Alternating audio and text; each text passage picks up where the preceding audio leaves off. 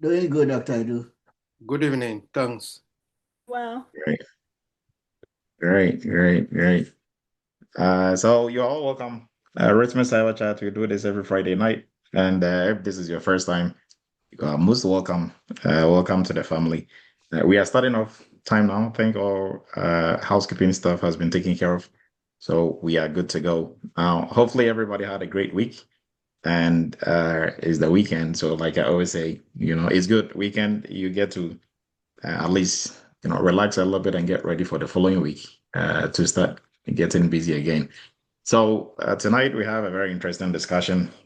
We are going to look at some of the myths and facts about getting into the security space, working in the security space. So there's a lot of questions that are going to be answered, and I encourage everyone to chime in as we move forward.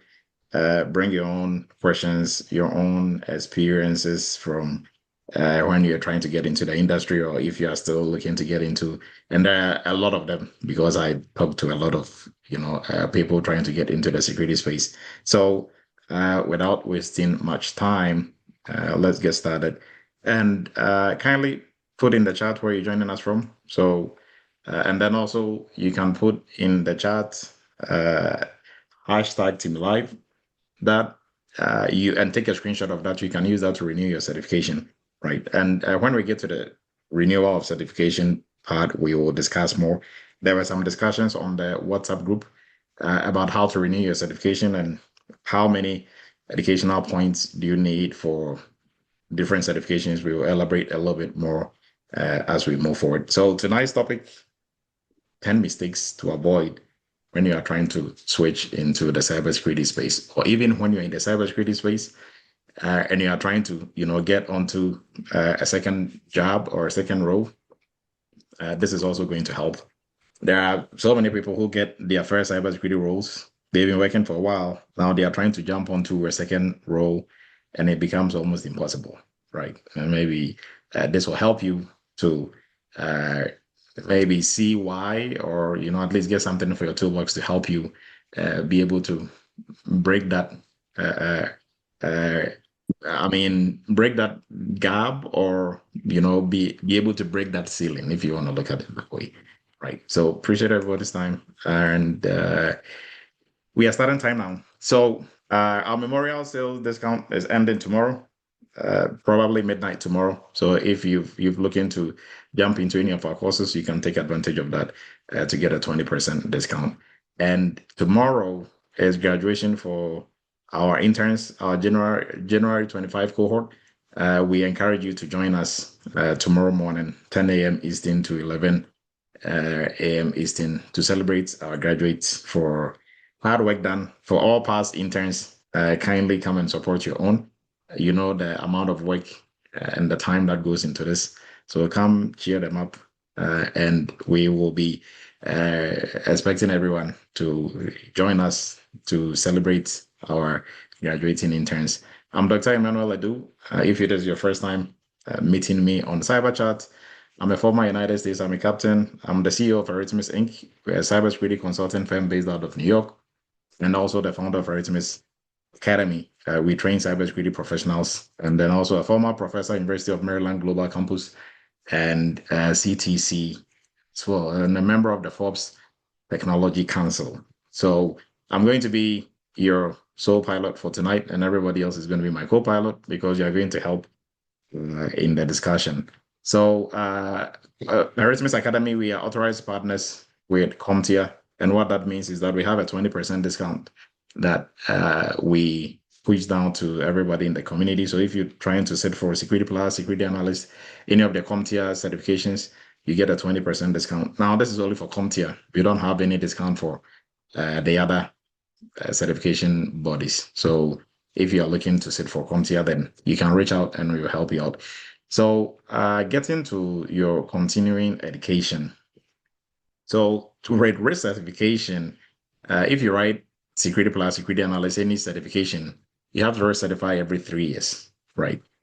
Now, some certifications like CISA, CISSP, and others, they have a minimum yearly requirement for your credits, continuing education credits, is 20 per year, right? So I think 20, and for 3 years, it should be, yeah, I think it's 20 per year. For them, it's 20 per year or 40 per year, and I think for the 3 years for the 3 years is 120. So I think it's 40 per year, right?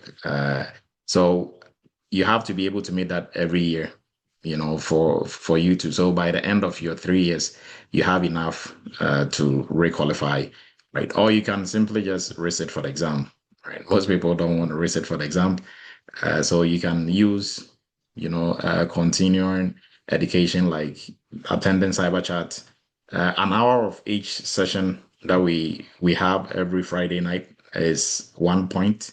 So if you attend the full session, mostly we do 2 hours, it's 2 points. And if you do 10 of those, right, you get 20 points. Now for CompTIA Security Plus, it's 50 points for the whole 3 years, right? So you can just put hashtag team live and take a screenshot of it and use that for your renewal, right? And you just pay the renewal fee. I think for CompTIA is like $50 or something, and you'll be able to renew, right? So if you really want to learn more about the specific requirements for different certifications, you can go to your website, or you can Google how to renew Security Plus, how to renew CISA, and all that instructions are going to be on there, right?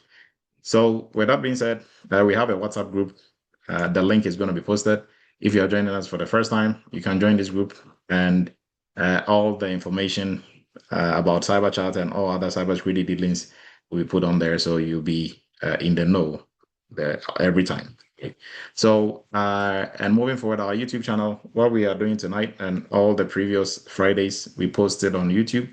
So you'll be able to, catch anything that you missed on YouTube, and we encourage you to subscribe to our YouTube channel as well.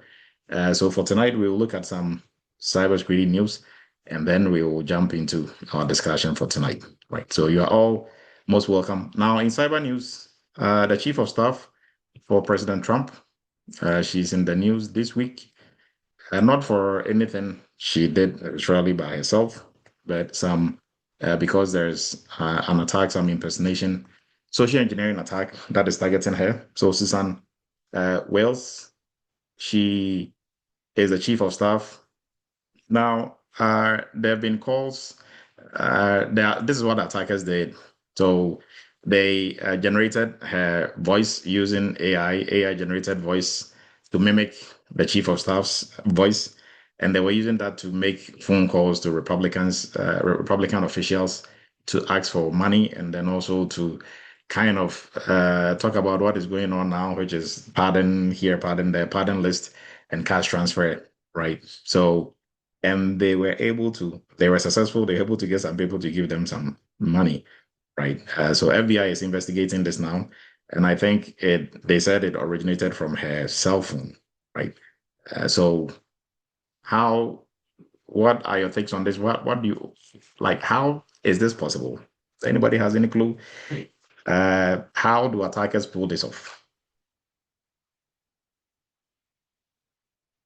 Maybe two or three people, you can raise your virtual hand. What do you think are some of the ways, right, in the technology that you'll be able to pull this off? They said AI generated voice technology. I mean, there's a whole lot of them out there.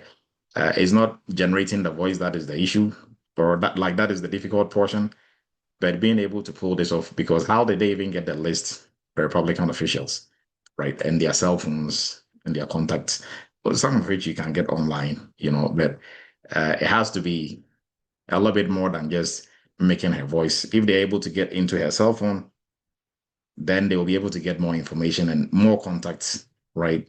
That makes it even more believable, right? It's like if somebody hacked into your friend's WhatsApp and they are using that to call you, or they are using that to test you, right? It's more believable than me just randomly calling and saying, "Hey, John, this is, Emmanuel. You remember me from, wherever, that is not really going to work, right? So the social engineering piece is what always make these types of attacks very dangerous, most of the time, because it's very believable because of where it's coming from, right? So next in the news, we have Apple in there. And now this is a caution to everybody using an iPhone. There is an update. Apple has released an update.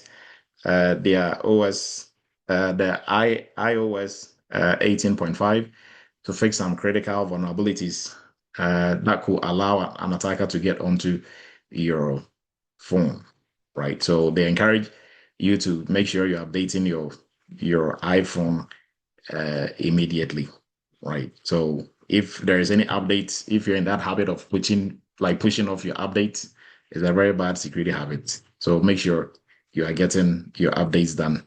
This is a caution to all iPhone users. Now, our graduation tomorrow, we encourage everyone to come in, cheer our interns up for their hard work and also listen to what they've gone through and what this program has made them to become, right? Or has made them to be, right? If you want to put it that way. And then also our sales, the 20% is ending tomorrow. And we are going to go through some of the courses that we offer: governance, AI governance for all security professionals. Or if you are waiting to get your first cybersecurity role, I encourage you to look into AI governance as well. Now, this is going to be the new added on to most cybersecurity roles, right? And AI governance is also a standalone course that you can take, and a standalone role for now, right? So it's still in the growing stages, not as broad and well structured as cybersecurity. Cybersecurity started from the same, beginnings. So if you get on this way ahead of everybody else, you'll be among the pioneers to be able to do this, right? So we encourage you to look into our AI governance program, the best program out there. And then also for security folks, you also know you have to know how to move around in the cloud. Being a cloud security professional is not just taking AWS solutions architect. That is solutions architect, right? So most of the times people think doing a solutions architect program or learning how to do that qualifies you as a cloud security professional. Not necessarily. So our cloud security professional program is vendor neutral. So you are going to learn AWS, Azure, Google Cloud. These are the three main cloud providers that we are going to run you through. And we look at it from strategic points, how to manage risks and, incident response, identity, and that's everything. And then we do hands-on. It's very hands-on heavy, right? You cannot move in the cloud without knowing how to move in the cloud. It is not theory or just concepts. You have to actually know how to move and maneuver in the cloud to save your company in terms of anything that they are doing in the cloud. And if you are looking to begin your cybersecurity career from scratch, don't let somebody sell you on RMF or just go do third-party rigs, like third-party rigs assessment, or just go learn, some framework, because you need a foundation before you can, specialize in anything. And this program, the entry level course, gives you that foundation and beyond. Now, the second portion of the entry level course also puts you in different seats. That is the internship and workshop. You work on different projects. So once you're done, you can hold a third party role, you can hold a risk analyst role, a GRC specialist role, right? And you are doing that based off the foundation that you had in the first 2 months of the program. And there are also a lot of tools that you are going to learn how to use, not just learn how to use, and use them as part of the first portion of the program, right? So if you're looking to get into cybersecurity space, don't waste your time moving from one course to the other, trying to become a third-party risk analyst, trying to become, well, you can go that route and still get a job, but you're still going to be a half-baked or not even a big cybersecurity professional, right? And there's always going to be that, you're always going to feel like there's a target behind you, like a target behind your back, right? So you have to make sure you are crossing all your T's, building a very strong foundation before you jump into the security space, right? And then also for our PCI payment security compliance program, this is for folks who are already in the IT space or are already in the cybersecurity space. This is a niche that cuts across all industries and all countries, is global, right? The only I'll say the only framework that is global and also mandatory. So companies, they don't have any option, but they have to stay in compliance with PCI if they accept credit card, debit card, and they store, process, or transmit it. Unlike other frameworks that are, even the ones that are global are nice to have, you can choose to or not choose to follow them, right? So that is what makes PCI unique and is arguably the most lucrative niche in the cybersecurity space, right? So, and lastly, our GRC internship, our graduates will be able to speak to this more. Our graduates tomorrow will speak to this more. Now, this program is where we bridge the gap between theory, concepts, and doing, right? You can learn and know the theory and the concept all day, but if you really don't do or you don't work on any project, then you wouldn't be able to function on the job, right? And you don't want to get a job and get fired in the next 3 months. So get onto this program. If you've taken some RMF course, some GRC course, whatever you've done, get on here and, work on some projects. So with that being said, our WhatsApp group, the link for you to join will be posted. Our YouTube channel. Also, we encourage you, Eretmis Cybersecurity. If you go on YouTube, you are going to find us there, and everything else that we do will be on there as well. Now, we are going to start with 10 myths about cybersecurity career, right? So, before we jump in, I'll open the floor to everybody. I mean, kindly raise your virtual hand. You can maybe come up with some of these myths. Maybe it is going to be in the top 10 list. So I'm waiting for the first person to give us one of the myths that you hear a lot in the security space. Afia, please go ahead.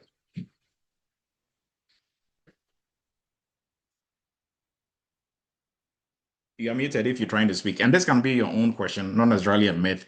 It can be your own question about the security space. Hey, do I have to know math? I mean, I can give you a whole rundown of a list. Somebody will even ask, do I have to know how to type really fast? And all those they are not stupid or dumb questions. They are genuine questions that people have because of what they've heard, right? So you can raise your virtual hand and let me know. If you are, please go ahead. You are muted if you are trying to speak.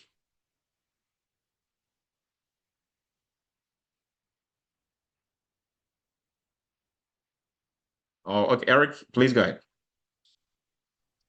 Thank you, Dr. Adu. Happy Friday. So, most of the people they think by going sorry in cybersecurity, you have to have IT background, such as programming.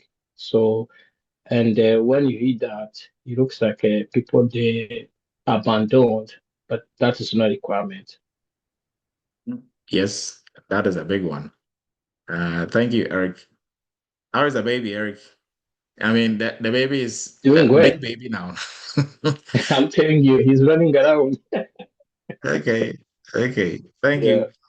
thank you, Adu. Anybody else with any of these, questions or myths that you might have about cybersecurity? Well, let me tell you one funny one.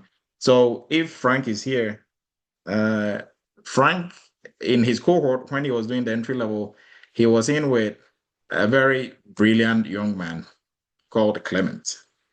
Now, apparently, when they were done with the program and Clement was about to write Security Plus, his uncle told him if he's black, he's never going to get a job in cybersecurity. So he abandoned it right after he was done with the program.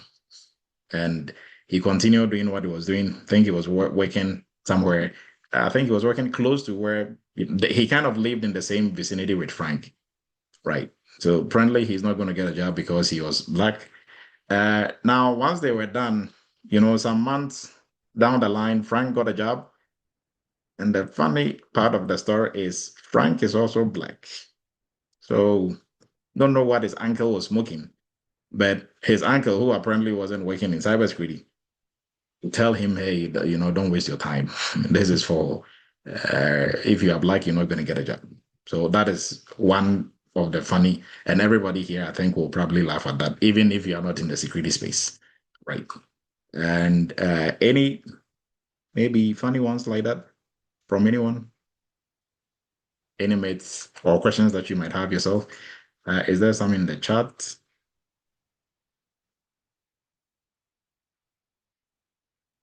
There was a hand up before Eric went. Go ahead, George. One thing I heard was one of my uncles was saying that once you have got antivirus, you are protected. That's it. That's all you need for your network to be protected.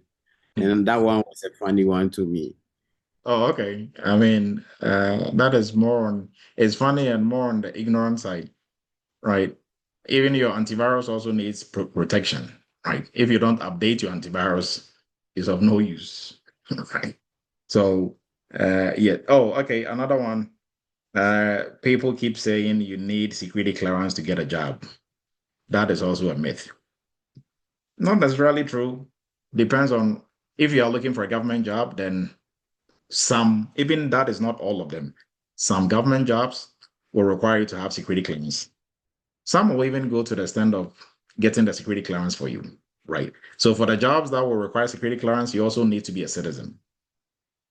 But that is just, you know, a mini part of the whole entire story. So if you're hanging on to, well, I'm not a citizen, so you think if you want to work for Bank of America, they care if you're a citizen or not?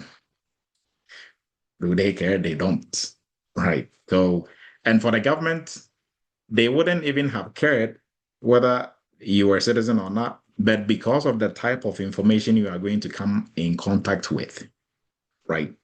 Is a sensitive, and in the government side, they've classified all their data, right? So the data you are going to come in contact with, if it's classified as secret, or if it's classified as sensitive, or if it's top secret, then you need to have that same level of clearance to be able to work with that data.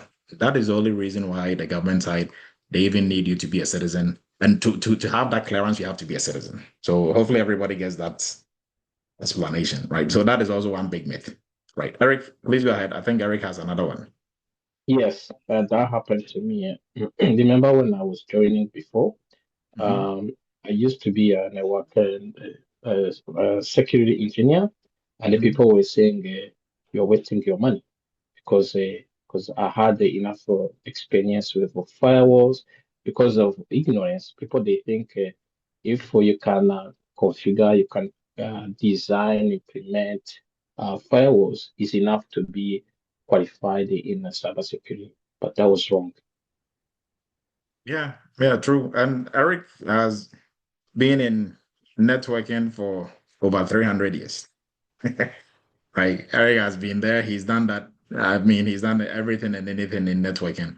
So, and for him to come through and do the entry level course and ask him what he was able to grab for the entry level, plus the internship that he did, right? And like he's saying, most people will say, I mean, you've been a network engineer for 20 years, the senior network engineer, why waste your time go do cybersecurity? You know that already. But that is not the truth, right? You are going to be, some part of it as you need for your job, but not the whole entire story, right? And it goes beyond just, setting up your firewalls and your routers and your intrusion detection systems. It goes way beyond that, right? So thank you, Eric, for bringing that up. Now, also on here, Serial is saying, a friend said, I will have to sign, or you have to sign your life away to get a government job in cybersecurity. Also, that is a big myth, right? We have a lot of students. They had no military background or anything. They are working on the government side. There are a whole list of them, right? So really, that is not true. And you need to have an IT degree. That is also a myth. It's not true. You need to be a master coder. Yes, that is not also true. You need CompTIA Security Plus certification before being considered for employment. That is also not true. And we are going to look at all that tonight. Right. Rolly, please go ahead.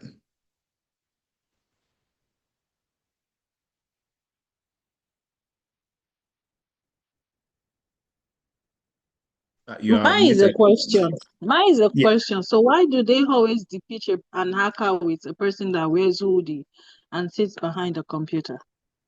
Why do they depict a hacker with? An hacker, they always depict them with a person that wears an hoodie that sits behind the computer. Well, I Yeah, think why? that is kind of like a stereotype, right? So a hacker is, there's kind of trend that folks in Silicon Valley, they started wearing hoodies and jeans and sweatpants to work because they kind of wanted to change like the status code of wearing suit and tie, right?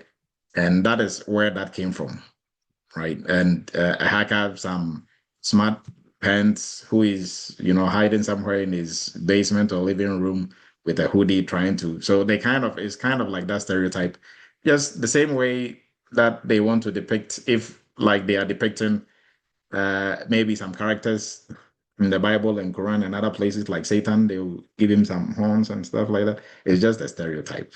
There's really, but where it all started from is what I've told you. In Silicon Valley, they started wearing hoodie and jeans and stuff, and so it kind of looked like all the computer guys they are wearing hoodie and jeans and very casual, right? So for the ones who are hacking, they are also going to be wearing a hoodie and stuff like that. But that is where that came from, right? So with that, I think let me see if there is something in there. Okay, so Osai is also saying, I'm trying to get into cybersecurity space. I learned that you need to be very good at programming if you want to be successful in cybersecurity, and also without cybersecurity certifications, you cannot get a job. How true is this? Not true, right? And we are going to talk about all these tonight. It's not true. You don't need to know, and don't even take it from me. There are a lot of Eretmis students on here who are working, who can't even code one single line in Java or in Python or even in maybe Bash. We kind of do a little Bash in the entry level course, but they are not coders by any means, right? They didn't have an IT background. They have, most of them, degrees from health, from different areas, not even an IT career people, right? But they are all working in the cybersecurity space now. So we can move on and look at some of these. So one, you have to be a coder. You have to know how to code. One big myth, you have to be a coding genius. It is not true, right? And this is the reason why. Now, there are some areas of cybersecurity you need coding, yes. But there are so many other areas that you don't need coding. So why should coding be, something that is going to block you from getting into cybersecurity? Right. So mostly where you need coding is going to be on the red side of cybersecurity. So in cybersecurity, all professionals, we can generally put them in two baskets or two main categories. So we have the red team, the blue team. Now some schools of thought have come up with purple team and white team, but really we can just put them into two. You are defending or you are attacking as a cybersecurity professional, right? Now, if you are defending, you are on the defense team, which is the blue team. If you are attacking, you're on the offensive team, which is the red team. Now, on the red side is where we have penetration testing, forensics, ethical hacking, right? Ethical hacking, penetration testing, they are the same. So on that side is where you are going to, you have to know coding, right? But if you don't want to be a pen tester, and even now, there are some people doing pen testing who are not even up to speed with coding. But to be a really, really good pen tester and to be able to do a lot of stuff, you need to know coding at least, and not to just to know basics, but you have to be like 10 over 10, 9 over 10 for most of these programs, like at least Python, Bash, Ruby, and the rest. You need to be well vested in them, right? So, but on the blue side, you are doing GRC, rigs analyst, cybersecurity analyst, programs manager. So whatever compliance programs manager, you don't need coding to be able to do those, right? So, and it's not like you get paid more for being an ethical hacker or pen tester. So, and you get paid less on the blue side if you are doing any of these other roles. Sometimes you even get paid more on the blue side than on the red side, right? So that has been debunked right there. You don't need coding to be able to do this. Silo, please go ahead. Your hand is up. Yeah, thank you very much. Yeah, I just I want to add something while he talking about cybersecurity. I have a bachelor degree in audit accounting, content and audit. But I read in somewhere you can just continue with audit as a cybersecurity. Yes, please go ahead. So is yours a question? Like, are you asking if you can continue as an auditor in the cybersecurity side? Yeah, because I saw it when I read somewhere about the cryptocurrency and Bitcoin.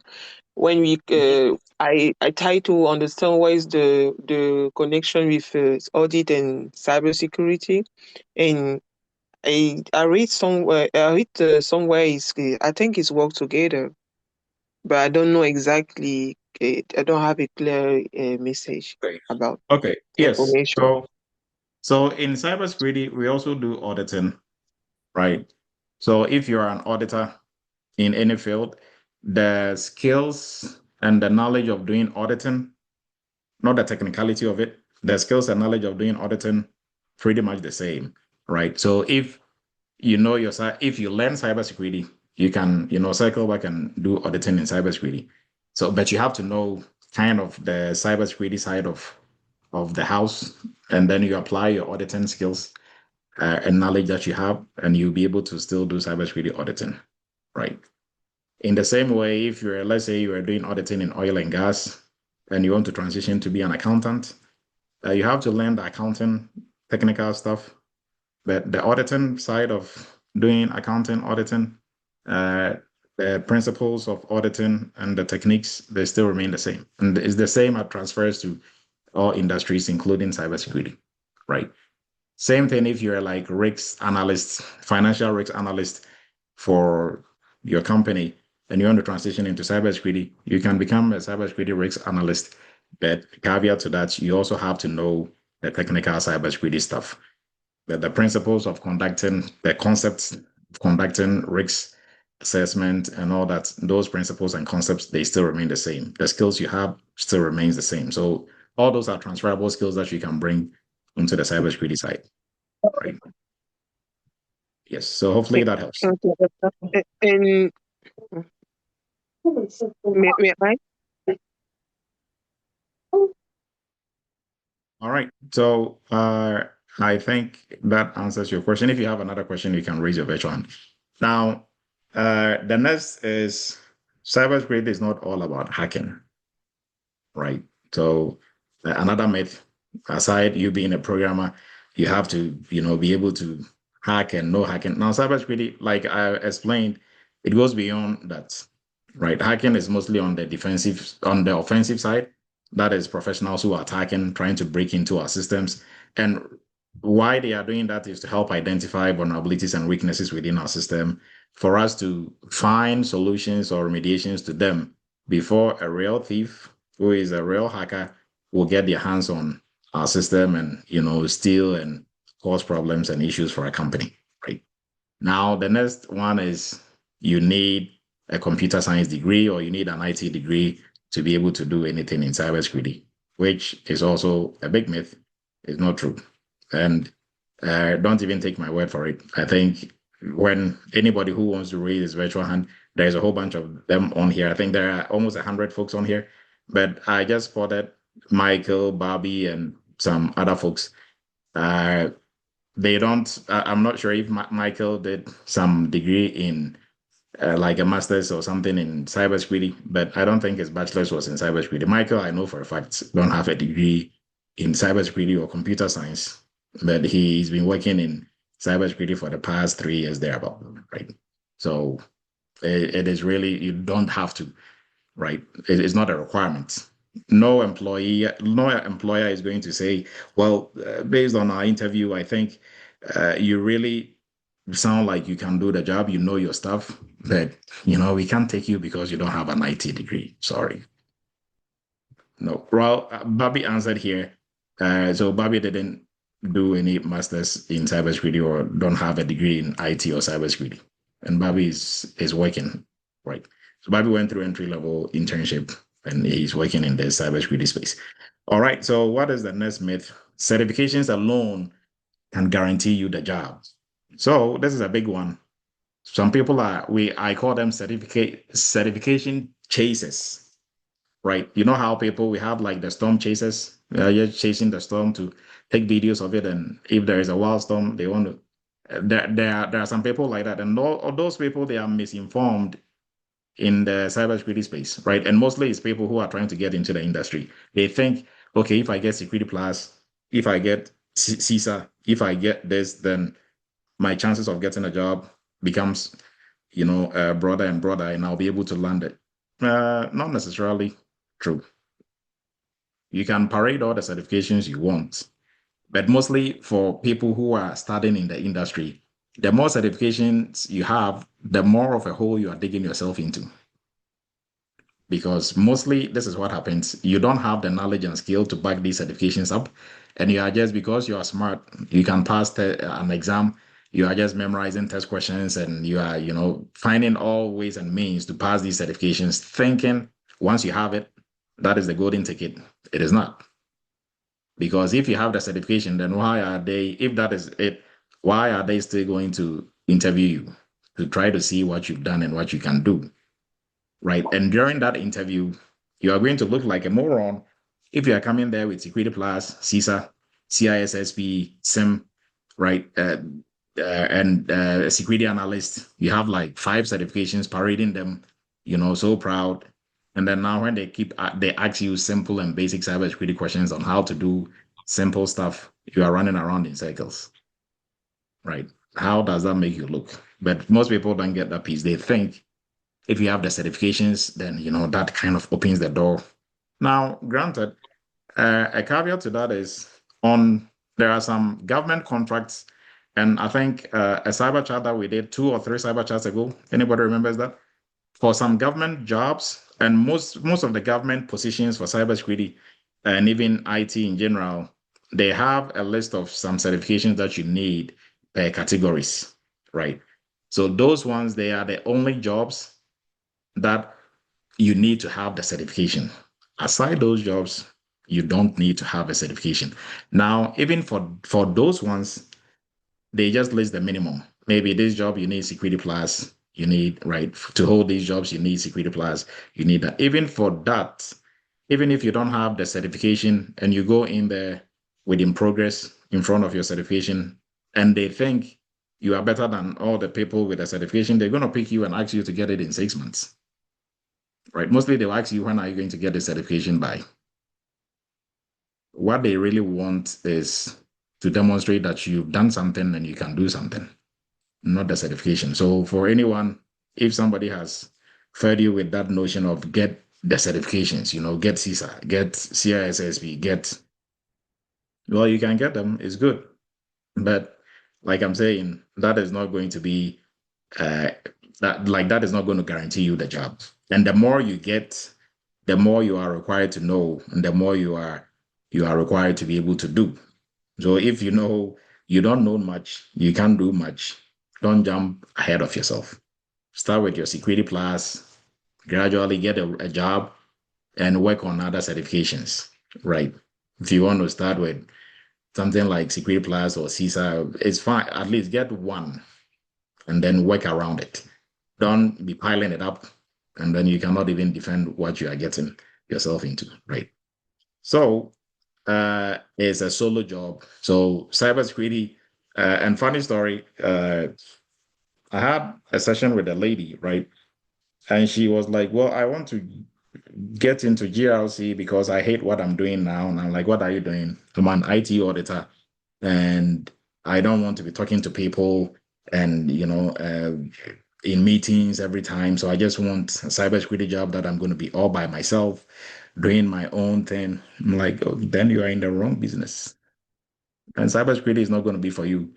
Maybe if you try computer programming or being, a software developer, maybe that will help, right? So go learn some programming, be by yourself. But to work in cybersecurity, whether on the blue side or on the red side, you are going to be working in a team. You are going to be talking to people all day, working with people, chasing people around. Whether you are doing ethical hacking, you are doing a security analyst role, policies, whatever you are going to be doing, you are dealing with people and you are working in a team. So you are not going to be by yourself. behind your computer doing just your own thing. You are going to work as part of a team. That is why when you go to interviews, aside your technical proficiency, they also want to see if you are going to be a good fit for the organizational culture. So your interpersonal skills, your team working skills, your team player skills, all of that, they are going to, try to find out. They are not going to ask you directly, but they will infer answers from questions that they are asking you. So they kind of ask you indirectly, right? So that is a big piece of what we need in the cybersecurity space, because for every interview that you go, there's going to be one interview that is specifically for soft skills, testing how well you'll be able to work with people and work in a team. So you can be the most technically proficient person, but if they think you cannot work with people and you are not a people person, they are not going to pick you, right? So it's not just what you know, your technical knowledge and skill. Your people skills, your soft skills also play a key role here, right? Now, for the next one is only for young people. If you are 50 or 60, why waste your time? I mean, it's not for you. That is also not true. In the cybersecurity space, you are not going to be like, how do I even put it? In a funny way, you're not going to be lifting trees or logs or right. So age really doesn't play a role. What plays a role is you have to know what you're doing, and you should be able to do what they are employing you to do. I mean, the older you are, the better, because the more mature you are, right? Because as you age with grace. You are more matured, you are more wiser, right? You are more patient. You know how to deal with people more. So that should even be a plus if you're older, right, than a negative. So there is nothing like you are too old, you are past retirement. In the cybersecurity space, if you know what you're doing, look at it more like what you do in the medical field or the lawyers. There is no retirement age for a lawyer, right? Unless, of course, maybe you are in a government role and you want to. But really, in terms of practice, you can practice till you don't want to practice anymore, right? So really, there is no necessarily retirement age here.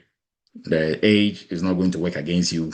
If you are willing to put in the work and time, you can transition at any age into the security space. Right.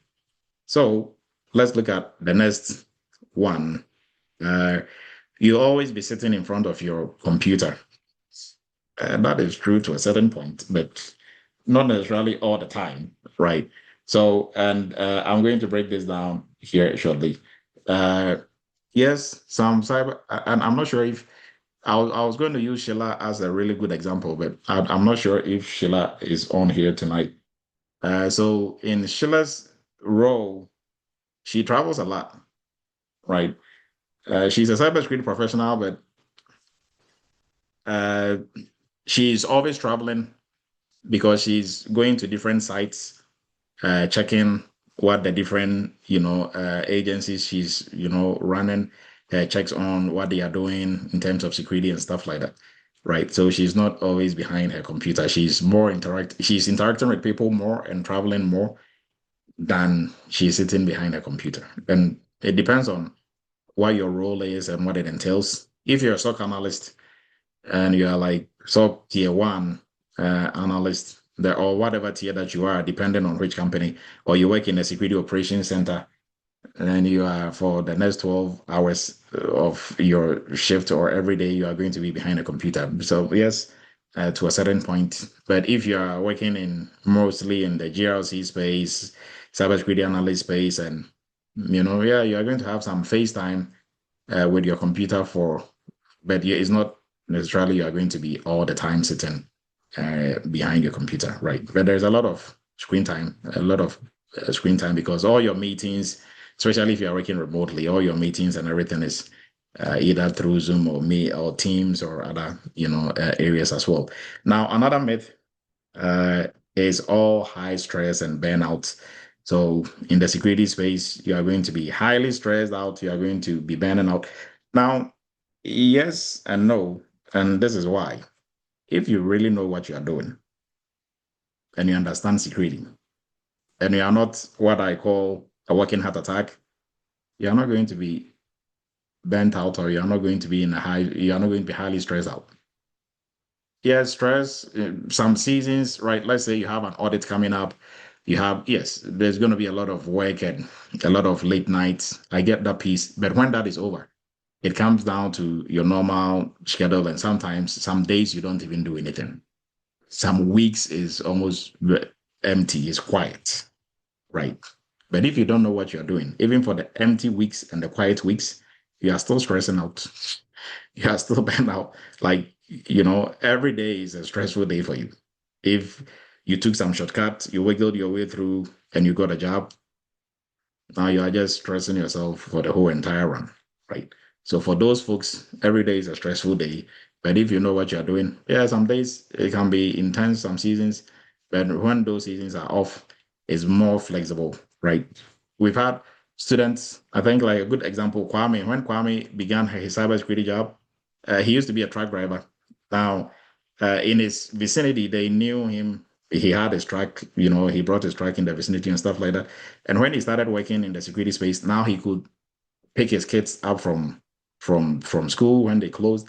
And then days they didn't go to school, he will be at like 2 p.m. in the afternoon or 1 p.m. He'll be at the playground with his kids. And people were wondering, asking his wife, hey, did your husband get fired or is he not working? But he was working as a cybersecurity professional. Now he had more time on his hand. The example I'm trying to make is you have a good work-life balance, better than most of the jobs that you are going to be doing. Right? I know we've had some professionals who did the switch. They were working 80 hours a week, making like 60K, 65K. Now they are working 40 hours a week, making 120, 130, 140K. Right. And the 40 hours a week is not you are clocking in, clocking out. It's project based. You are working on this project. If there is nothing there, you just have to be proactive, start working on something else. Right. And they have more time for their family. They are less stressed. So mostly if you compare this to other, career paths, you have a great work-life balance than most options that you have on there. Right. But if you don't know what you are doing and you took some shortcuts, your foundation is weak, it is going to be a whole entire stressful journey the whole time, right? Now, you don't have to be a math wizard. You don't need to know math or be really good at it to be able to do anything we do in the cybersecurity space.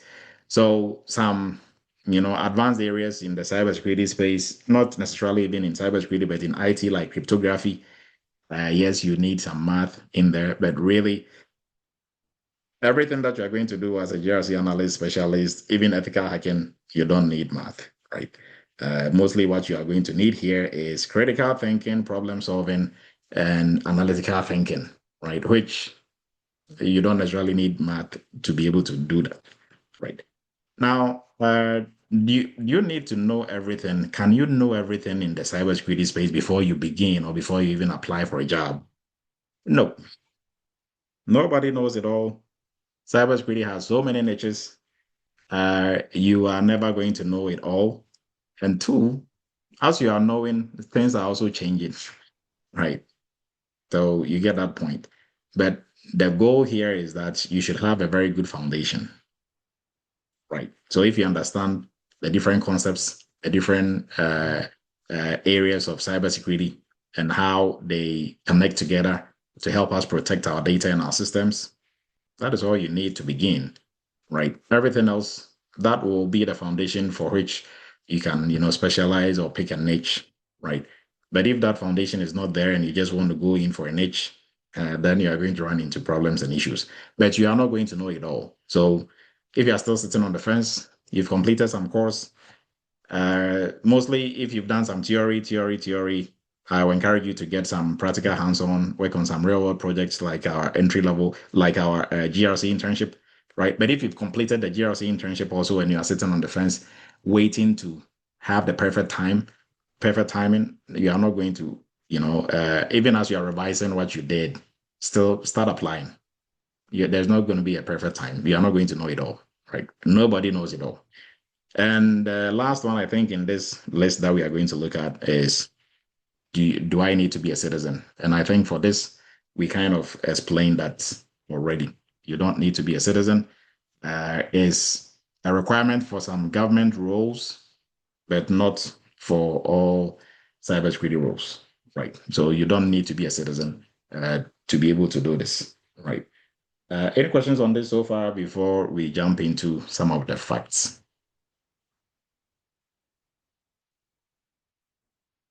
All right, so we looked at some of the myths. Let's look at facts, and then we'll jump into some of the mistakes you have to avoid, right? So, fact is that in cybersecurity today, there is, I didn't check this before we started this program, but there is over 400 unfilled cybersecurity jobs out there, right? And this is if you go to cybersec.org. Now, some people will say, yeah, but I've been applying for a job for 6 months. Why am I, if the jobs are there, why am I not getting? Well, to answer that, if the jobs are not there, what have you been applying to? The fact that they are not picking you doesn't mean they are not picking anyone. So you have to go back to your drawing board and see what you are doing wrong. So that does not, negate the fact that the jobs are there. If the jobs are not there, if you go online and you Google, there wouldn't be any job for you to apply to. So the jobs are there. There's a whole, you go to Google right now, there is a whole list of them, right? The fact that the jobs are there doesn't mean they're handing it out like candy. So you just apply, they pick you, you apply, they want the most qualified. Because look at the role that you're going to play. You are helping them to protect their data and their systems, right? So if you want to pick a security guard, are you just going to pick anybody and anyone? You are interviewing this person and asking them, hey, have you lost anything valuable to your, like anything very valuable to you? They're like, yeah, I lost my wallet and my phone one time. What happened? Well, I just went to Burger King to eat and I forgot and I left it there. Are you going to employ this person to be your security, like to guard your house, your car, anything? No, he can't even take care of his own stuff. I want to hire him, right? So if you go to this interview and this is what they ask you and what you said, and you're coming back like, well, there are no jobs. You have to, relook at yourself. The jobs are there. So there are over 400 and something unfilled cybersecurity roles. Now, that is there, but you still have to prove yourself that you have what it takes and you can do the job, right? And forget about, oh, the market is saturated. That is what some people say. It's saturated. There are so many people out there. Yeah, and there are so many jobs. Anybody can pose to be a cybersecurity professional. During interviews, it comes down to one, knowing your interviewing skills. Two, knowing how to sell yourself. Three, and that is, the most important, what have you done? What projects have you done in relation to what they are looking for, right? Or what can you do in relation to what you're looking for? If you're able to do all these three, that's it. They're going to pick you over anybody else, right? So sometimes you can be the most technically proficient. You can do the job better than everybody in the lineup. But if you don't, sell yourself well, you don't know how to answer the questions and stuff like that. You are not even confident about the questions, the answers you are giving. Then, obviously they're going to pick somebody else, right? They're going to pick the other person who is so confident, but they don't know what they are doing, right? And you know what you're doing, but you're not even confident about your own skill sets, right? So the jobs are there. Now, strong salaries, because the demand for security professionals, the demand is high, but the supply is low. Then we did some cyber chats ago. Fact is, if you check the Bureau of Labor Statistics, it states that the average salary for information security professional in the United States is 116. Now they have similar data for Australia, for Europe, and other places. You can look it up. Right? And this is not me making it up. The Department or Bureau of Labor Statistics, they have the average salary for almost all professions in the United States. So if they say it's 116 and you go to a job and they want to offer you 50K and you take it, don't say, well, it's not true. It's you are the one who is selling yourself for less, right? Selling your services, and you don't value yourself, that you have what it takes to be a cybersecurity professional who has to earn that much, right? It's just is you. It's not the market. It's you. So you have to, look at fair market value and position yourself well in that space. So strong salaries for starting salary. If you go to CyberSeek, you see most of the starting salaries for the entry roles at least 110. You shouldn't take anything below 100K if you're starting off in the cybersecurity space. For senior roles, you can ask for 180, 200 plus, thereabout, yes, and even more, right? Now, three, fact, diverse roles. There is a whole list of different roles and career paths in the cybersecurity space that you can pursue, right? So you never get bored. You can be doing risk analyst for a while and decide to switch to a different role and decide to switch. And then also in terms of career progression, there is a whole list of roles that's and also like progression roles that you can jump into, right? A whole list of senior roles, a whole list of managerial roles, and then you can go into senior managerial roles like CISO, CSO, and others, right? So there is a whole career path for you to be able to climb up all the way to the top, right? Sitting with the chief executive officers and CFOs and others, right? There is that path also for you to take as well, right? So, and unlike other IT fields, mostly your first two roles, that is it. You are stuck. You can't really go above that, right?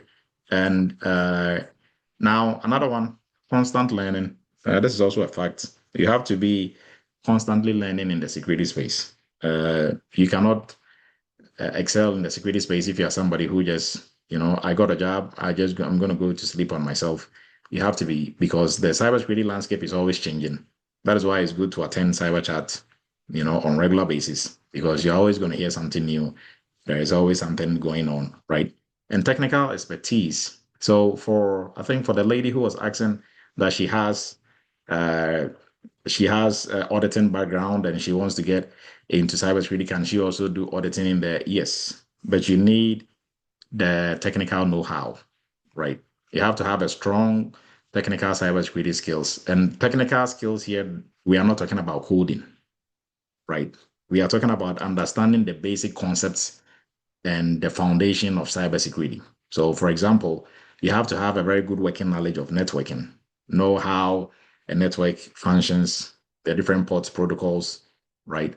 What makes a protocol secure? What makes a port unsecured? Or what can we do to make it secure? Understand all those concepts. The OSI model, uh, moving into identity and access management, understanding the different concepts, the different access controls, what we do for the different factors of authentication, right?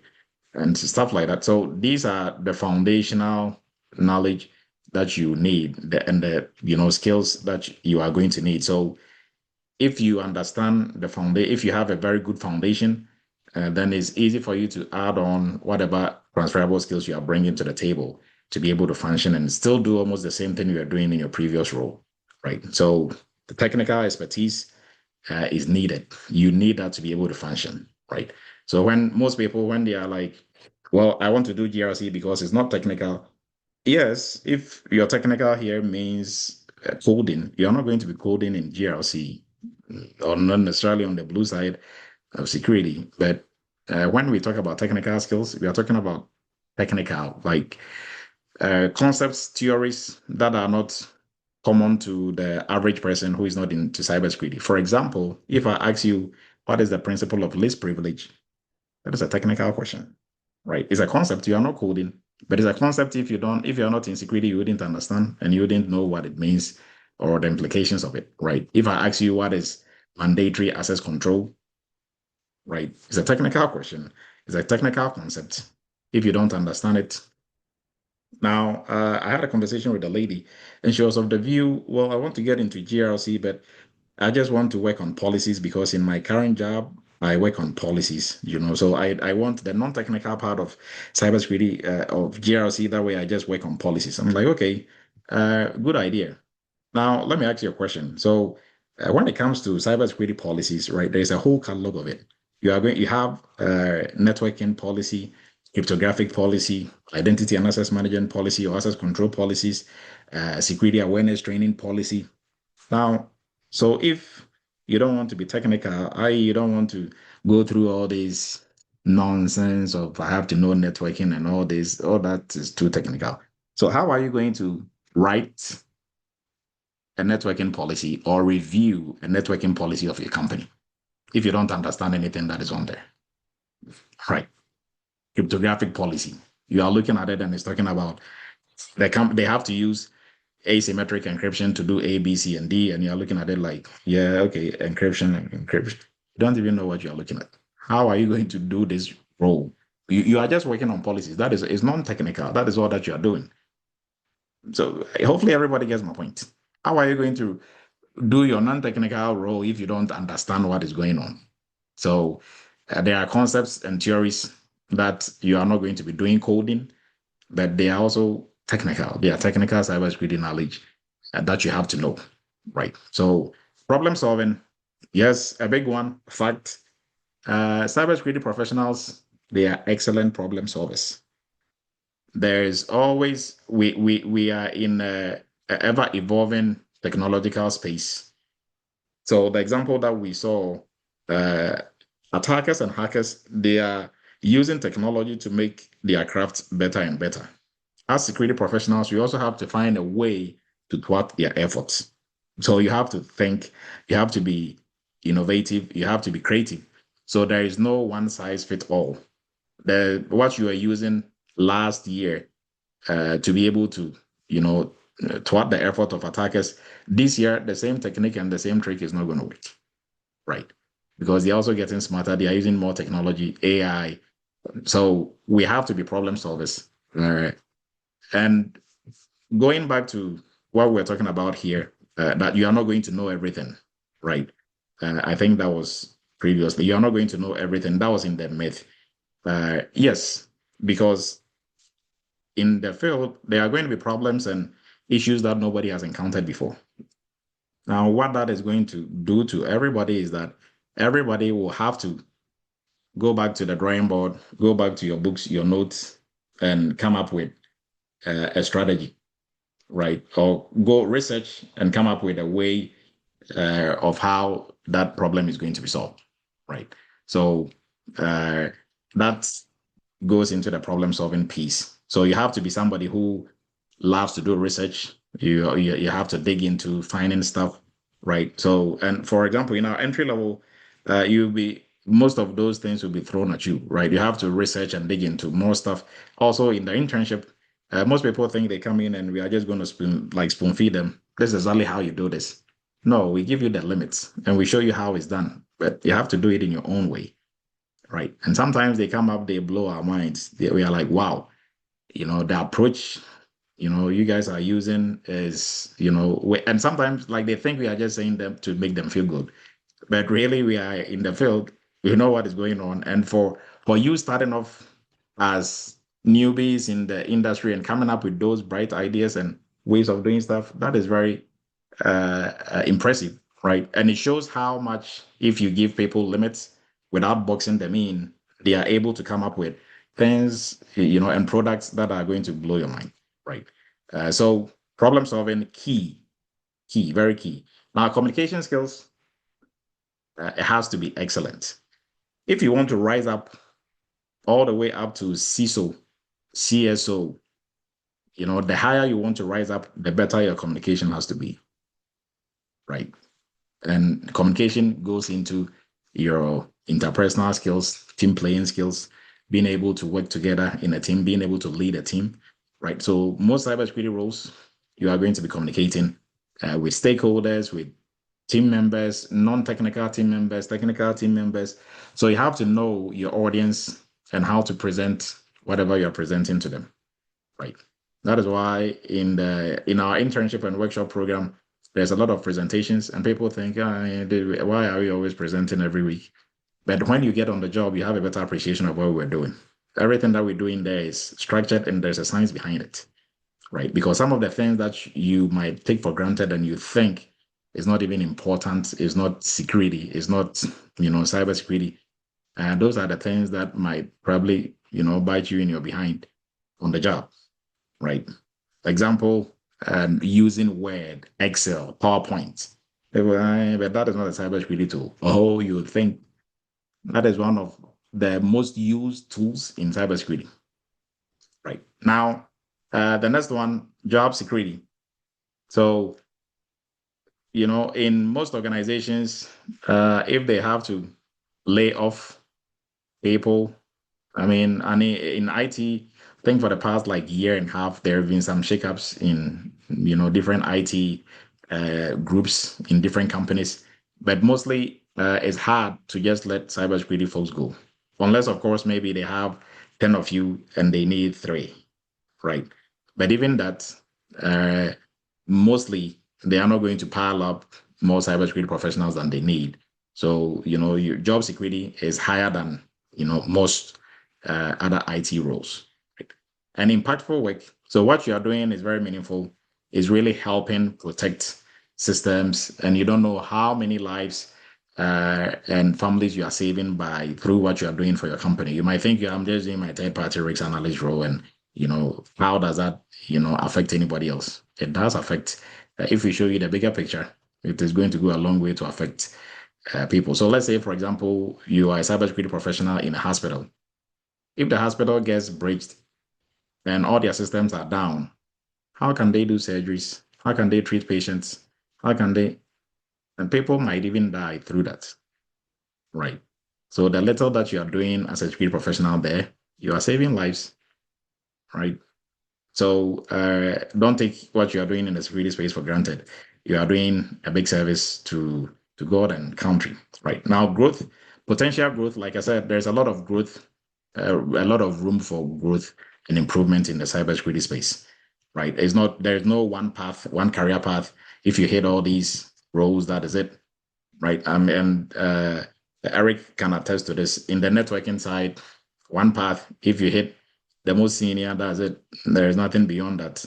But in the security space, you can go all the way up to chief information security officer, chief security officer, right? And even some companies will have CIO, right? So you can hold any of those roles, CIO, CTO. You can move past CISO and the rest and go all the way up there, right? So it depends on how far you want to go and how much you are willing to put in to grow as a professional, right? Now, with that, we are going to be jumping into the 10 mistakes or the 10 mistakes to avoid when you are transitioning into the cybersecurity space, right? And with that, we encourage you to join us tomorrow morning.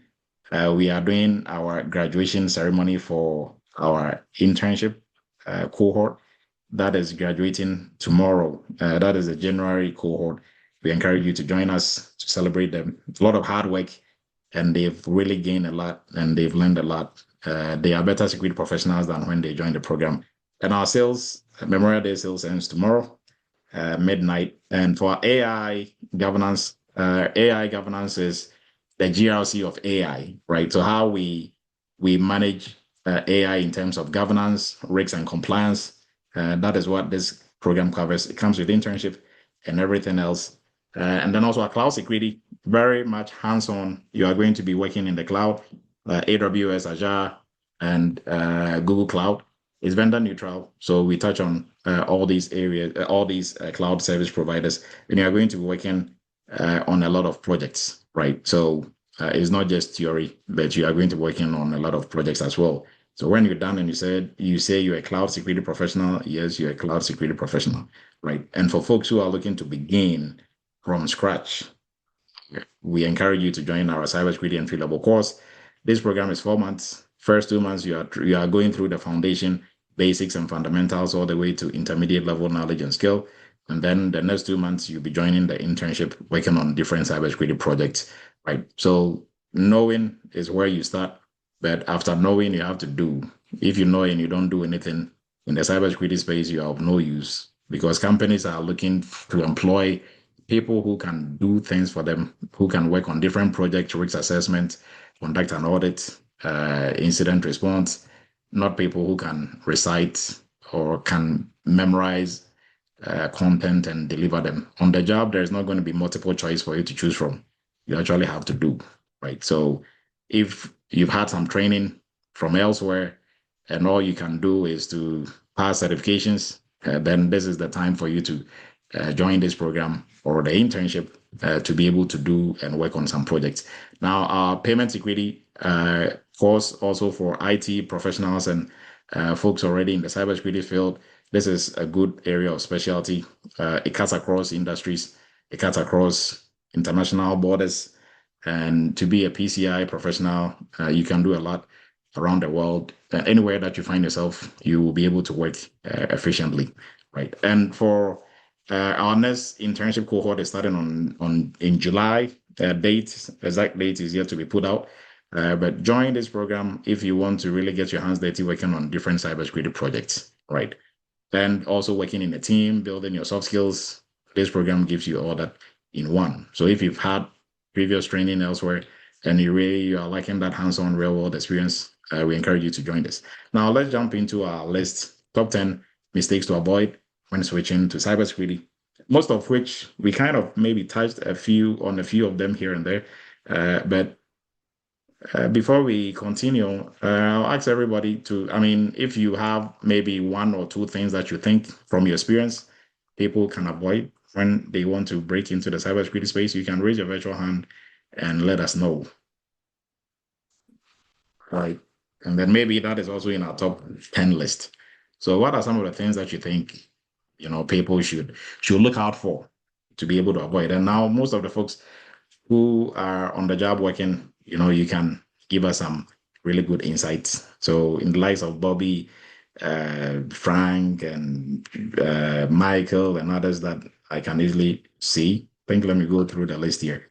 You can give some from your personal journey, right? What are some of the things that you experience? And even if you are on the edge of getting your first role, what you know so far, what do you think are some of the things that maybe if you knew earlier, it would have saved you a lot of headache, or right? Anyone want to give it a shot?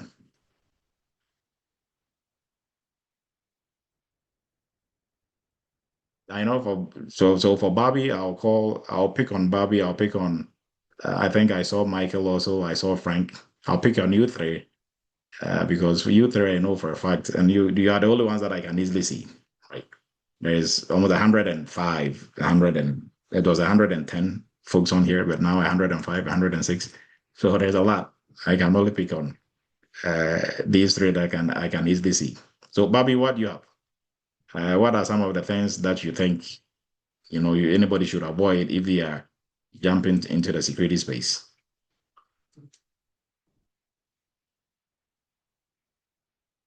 And Michael, if you're also ready, anyone who is ready can take the stage.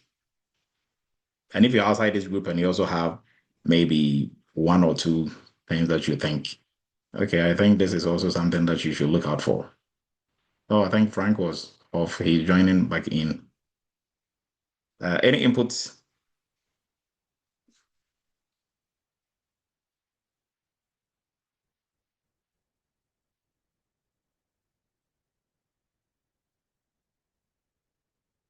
Can everybody hear me okay?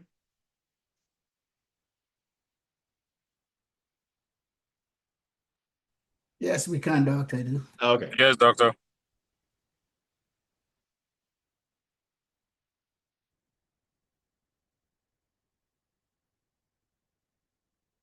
Okay, so avoid. Okay, I think Matthew has something in there.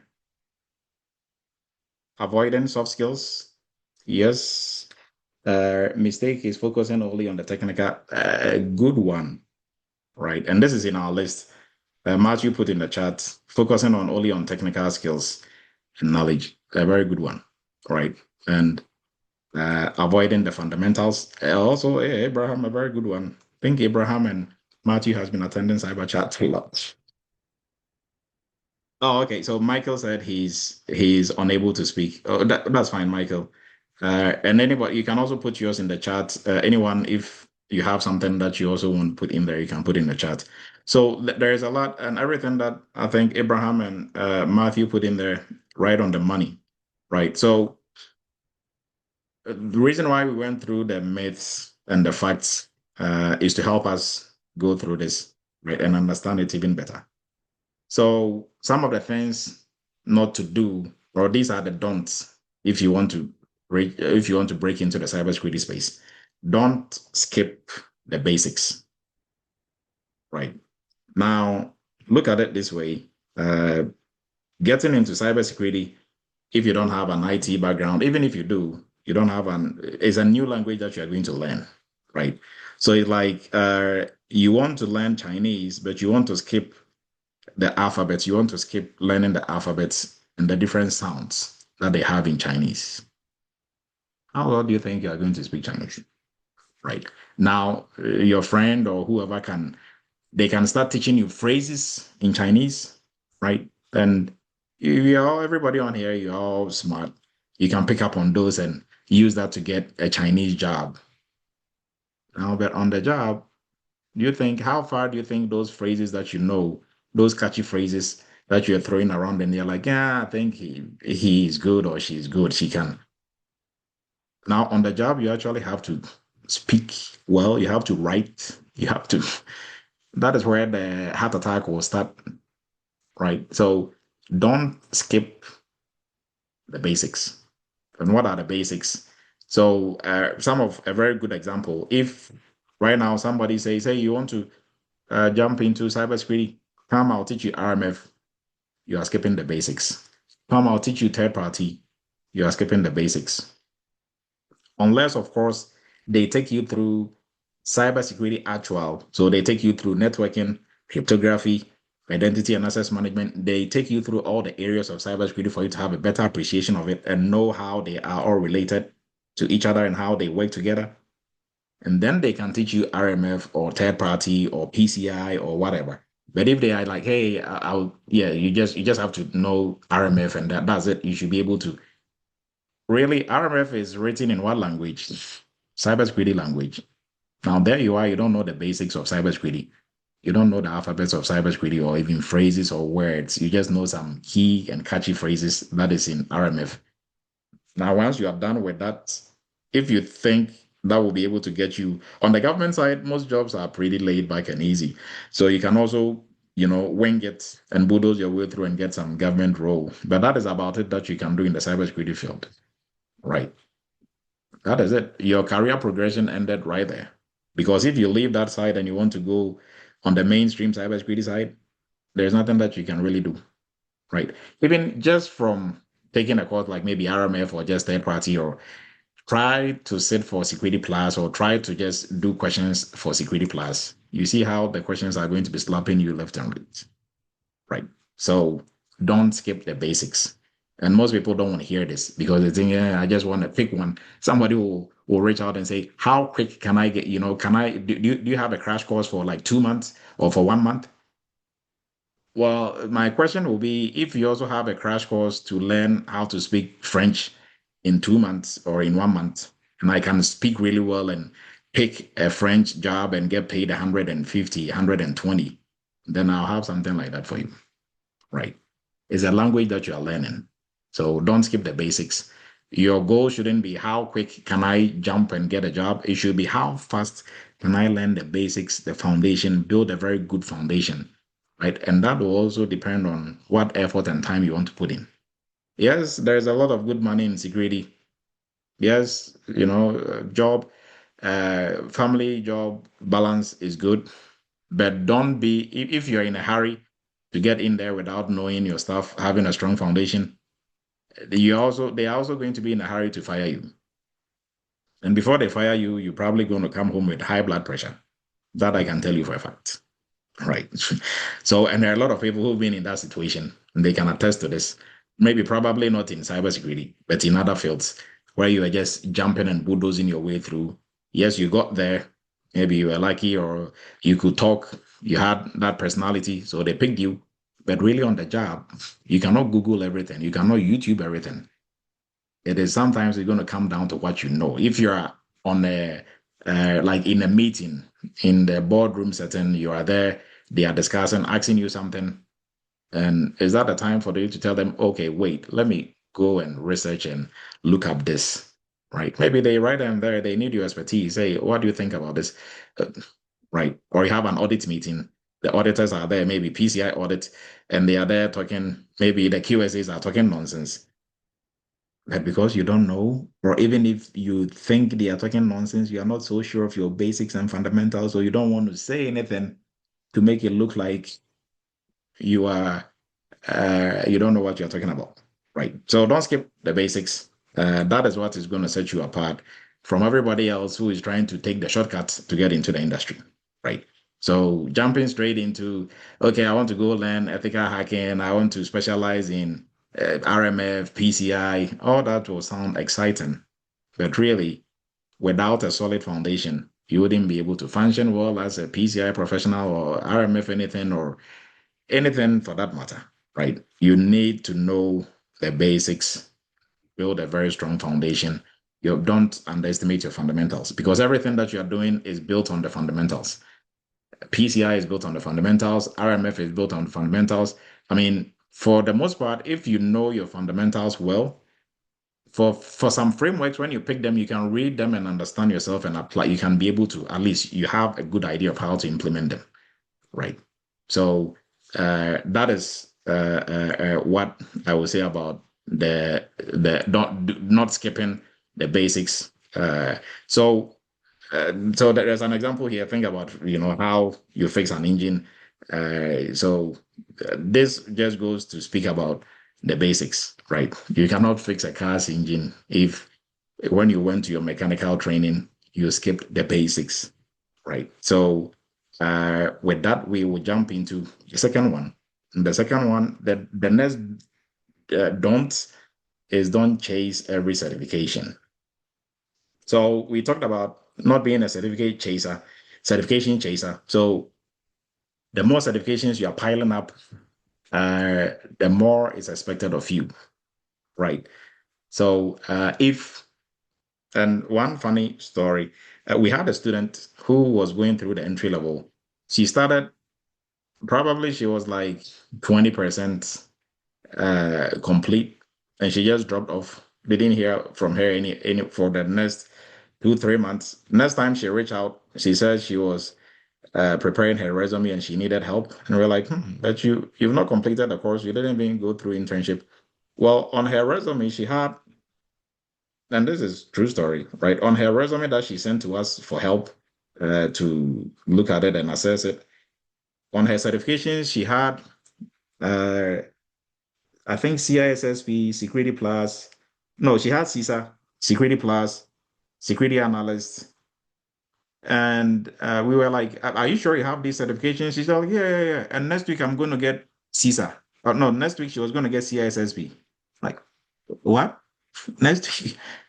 Oh, okay, we get it. We know how you're getting these certifications. She's paying people to take these certifications for her. Right? It's like you are paying somebody to take pilot exams for you. So write the exam, fly the plane, get the pilot license, and they give it. What are you going to use that for? To fly, little kites at home with your kids? Or to actually fly a plane that you yourself are going to be in, and you don't know how to fly? You might as well just sit home and commit suicide or something. Because you are not just going to kill yourself by flying because you didn't go to the flight school, you didn't learn how to fly. Somebody did all that for you and they put your name on there, got you the certification. So it will be better, right? Since you're on a suicide mission, not to kill other people in your suicide, just stay home somewhere and just, do what you are going to do to yourself. It's the same thing that you are doing on the job if that is the path you are taking. Having people write certifications for you. For people who are doing that, I don't know what they are smoking. They are smoking something, but I don't know what. Because the example that I just gave you, right? Somebody is going to take the pilot exam and also do the actual flying test for you and give you the license. What are you going to do with it? Right? Supposed to be a pilot, and then when there's only two of you flying, you are just going to sit in there, pretend you know how to fly, and somebody else is going to fly you the whole time. It's not going to work that way, right? So, meaning if you have the certification, you should have what it takes, it takes to back it. And mostly, like I always say, you are the certification, not the piece of paper you are holding, right? So don't be chasing certifications. And when people get too much into this, is why they pay people to take the certifications for them, which is, and we spoke about this extensively. It's not the certification that is going to get you the job.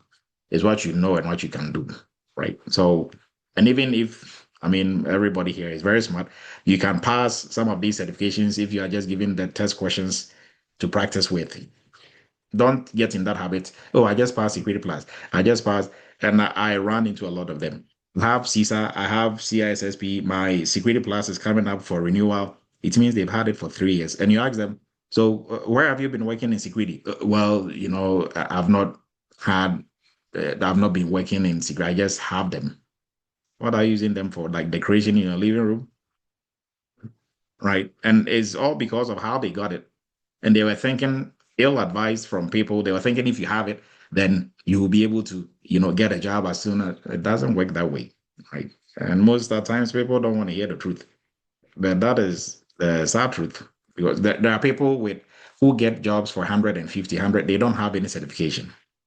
I'm not saying you shouldn't get a certification, but I'm saying employers are looking for what you can do and what you've done, not the certification, right?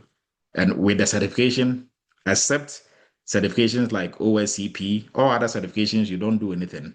It's just multiple choice, you choose your answers, right? So if you are really good at multiple choice, you can, and you just half know the content, you'll be able to pass it, right? But on the job, there's no multiple choice questions and answers for you to choose from. You're actually going to be doing. So enough about that one. Now let's jump into don't ignore soft skills. I think it was Matthew or Abraham who brought this up. So also, I have a lot of stories. There was a student who went to an interview, and during the interview, he was relaxed, waiting for the cybersecurity questions to come in, technical cybersecurity questions for him to show them what he's got. And that wasn't his first interview, though. That was, I think, his third, or that was his second interview or third interview with a different company, right? He had gone to, first and second rounds for some companies. They didn't make it to the final round. He went to one final round. They didn't make it. And then for this one, it was, I think, his third company that he was interviewing with. Now he went to the interview and the lady, it was a casual conversation. So where do you live? Why did you, move to Texas?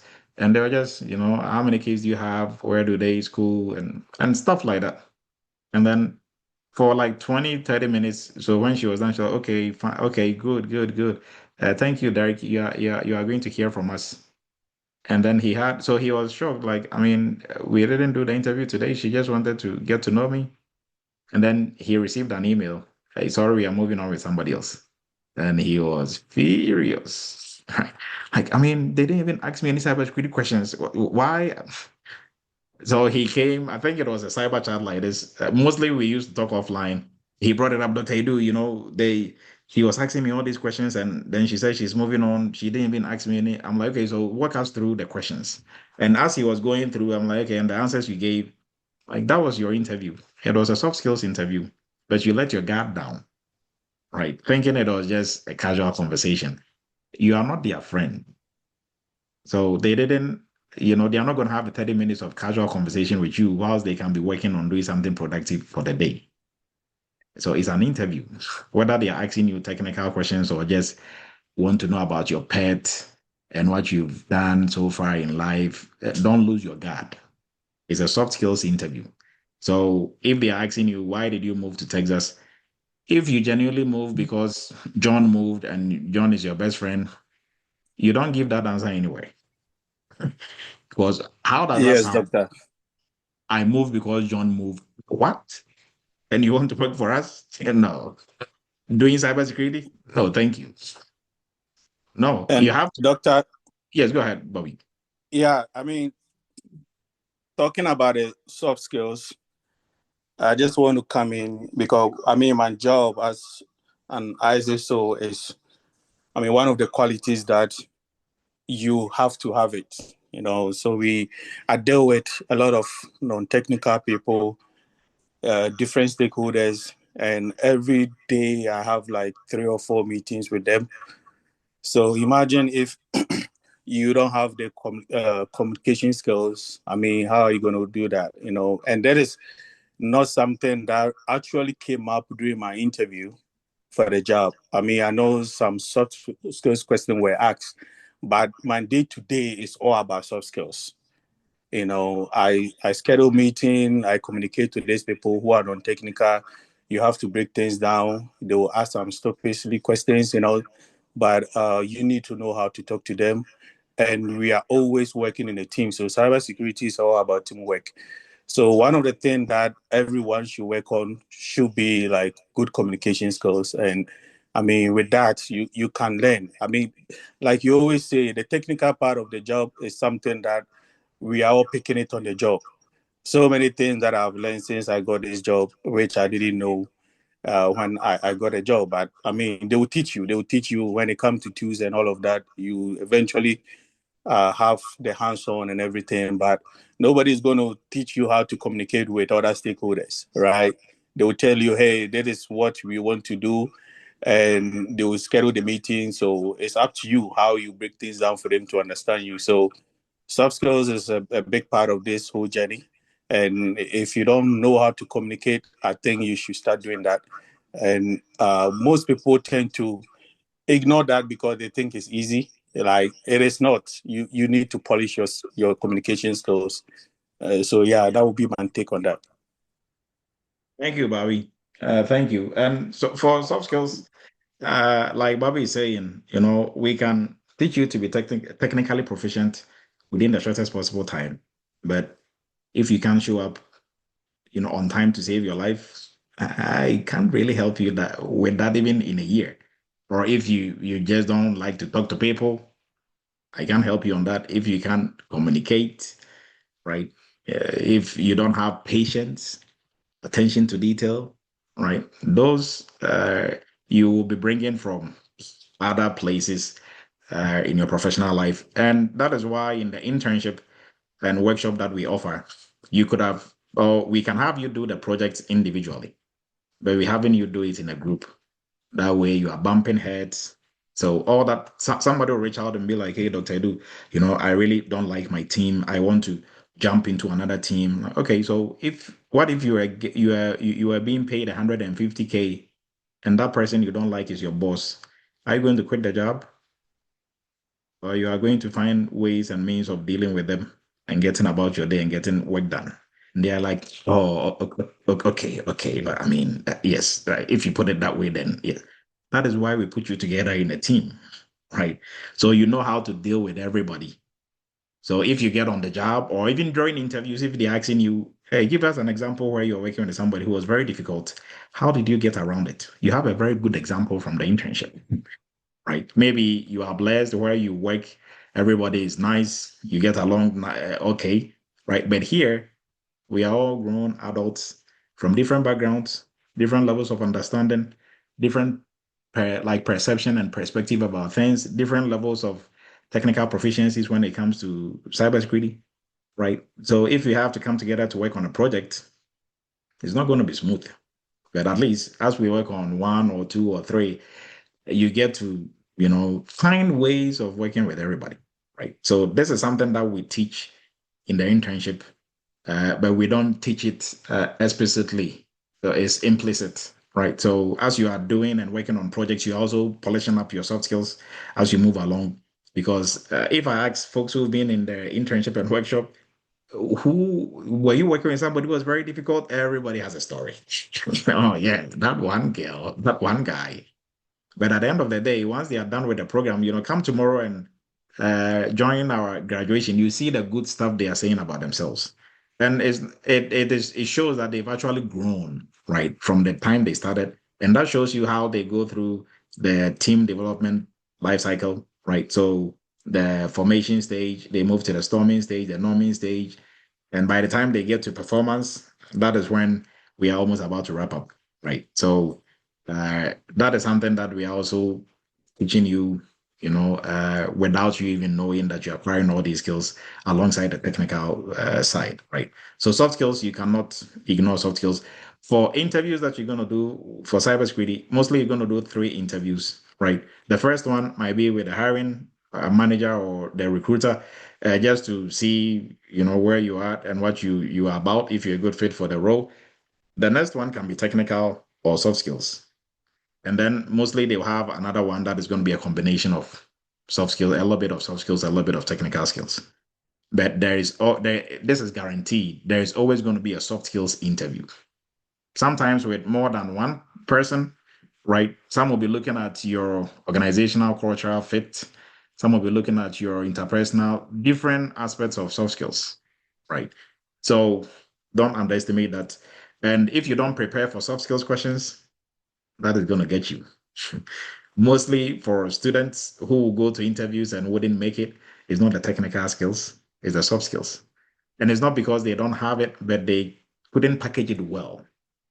So practice, that is why we do one-on-one interview prep. So that way we brought that to your attention. We ask you some of those questions. We show you how to answer it well, right? Because mostly if you don't make it, it's not going to be your technical, it's going to be your soft skills, right? Don't assume everything is about hacking. It is not. And I think we spoke about that extensively. There are two sides, the red team, the blue team. On the blue side, you are not doing any hacking. Everything is either GRC, incident response, right? There are so many things for you to do on that side without doing anything hacking. Right? So cybersecurity is not all about hacking. Now, don't miss hands-on practice. So in cybersecurity, we have what we call KSA, knowledge, skills, and abilities, right? Everything starts with knowledge. You cannot do what you don't know, right? So people who are in a hurry just to, doctor, I think some people will talk to you and they will swear heaven and earth. They are good on the basics and the fundamentals. They just want to do work on projects. Ask them one cybersecurity kindergarten question. That is just knowledge. And they are running around in circles. Unless you know they are talking about, because I don't have working experience. No, you don't. What I'm asking you is knowledge. It's not working experience. If I ask you what are the factors of authentication, do you have to work? You can work in cybersecurity for 5 years and not know. This is knowledge. It's not, you don't have to work to know.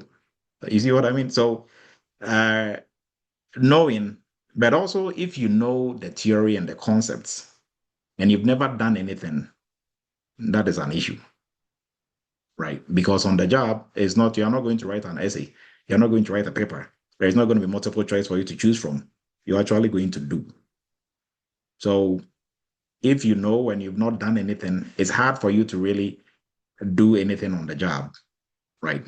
So if you know all about risk management, risk assessment, risk registers, and I ask you, how do you conduct risk assessment? I'm not asking for the definition of risks or vulnerabilities and threats. Yes, all that is good. How do you conduct risk assessment? If you've never done it, now you start, like, you are going to start talking crazy. You do this, you are trying to just talk. That is just going to be talking for talking sake, right? If you've done it, you're not just talking for talking sake, but okay, first I have to choose whatever framework.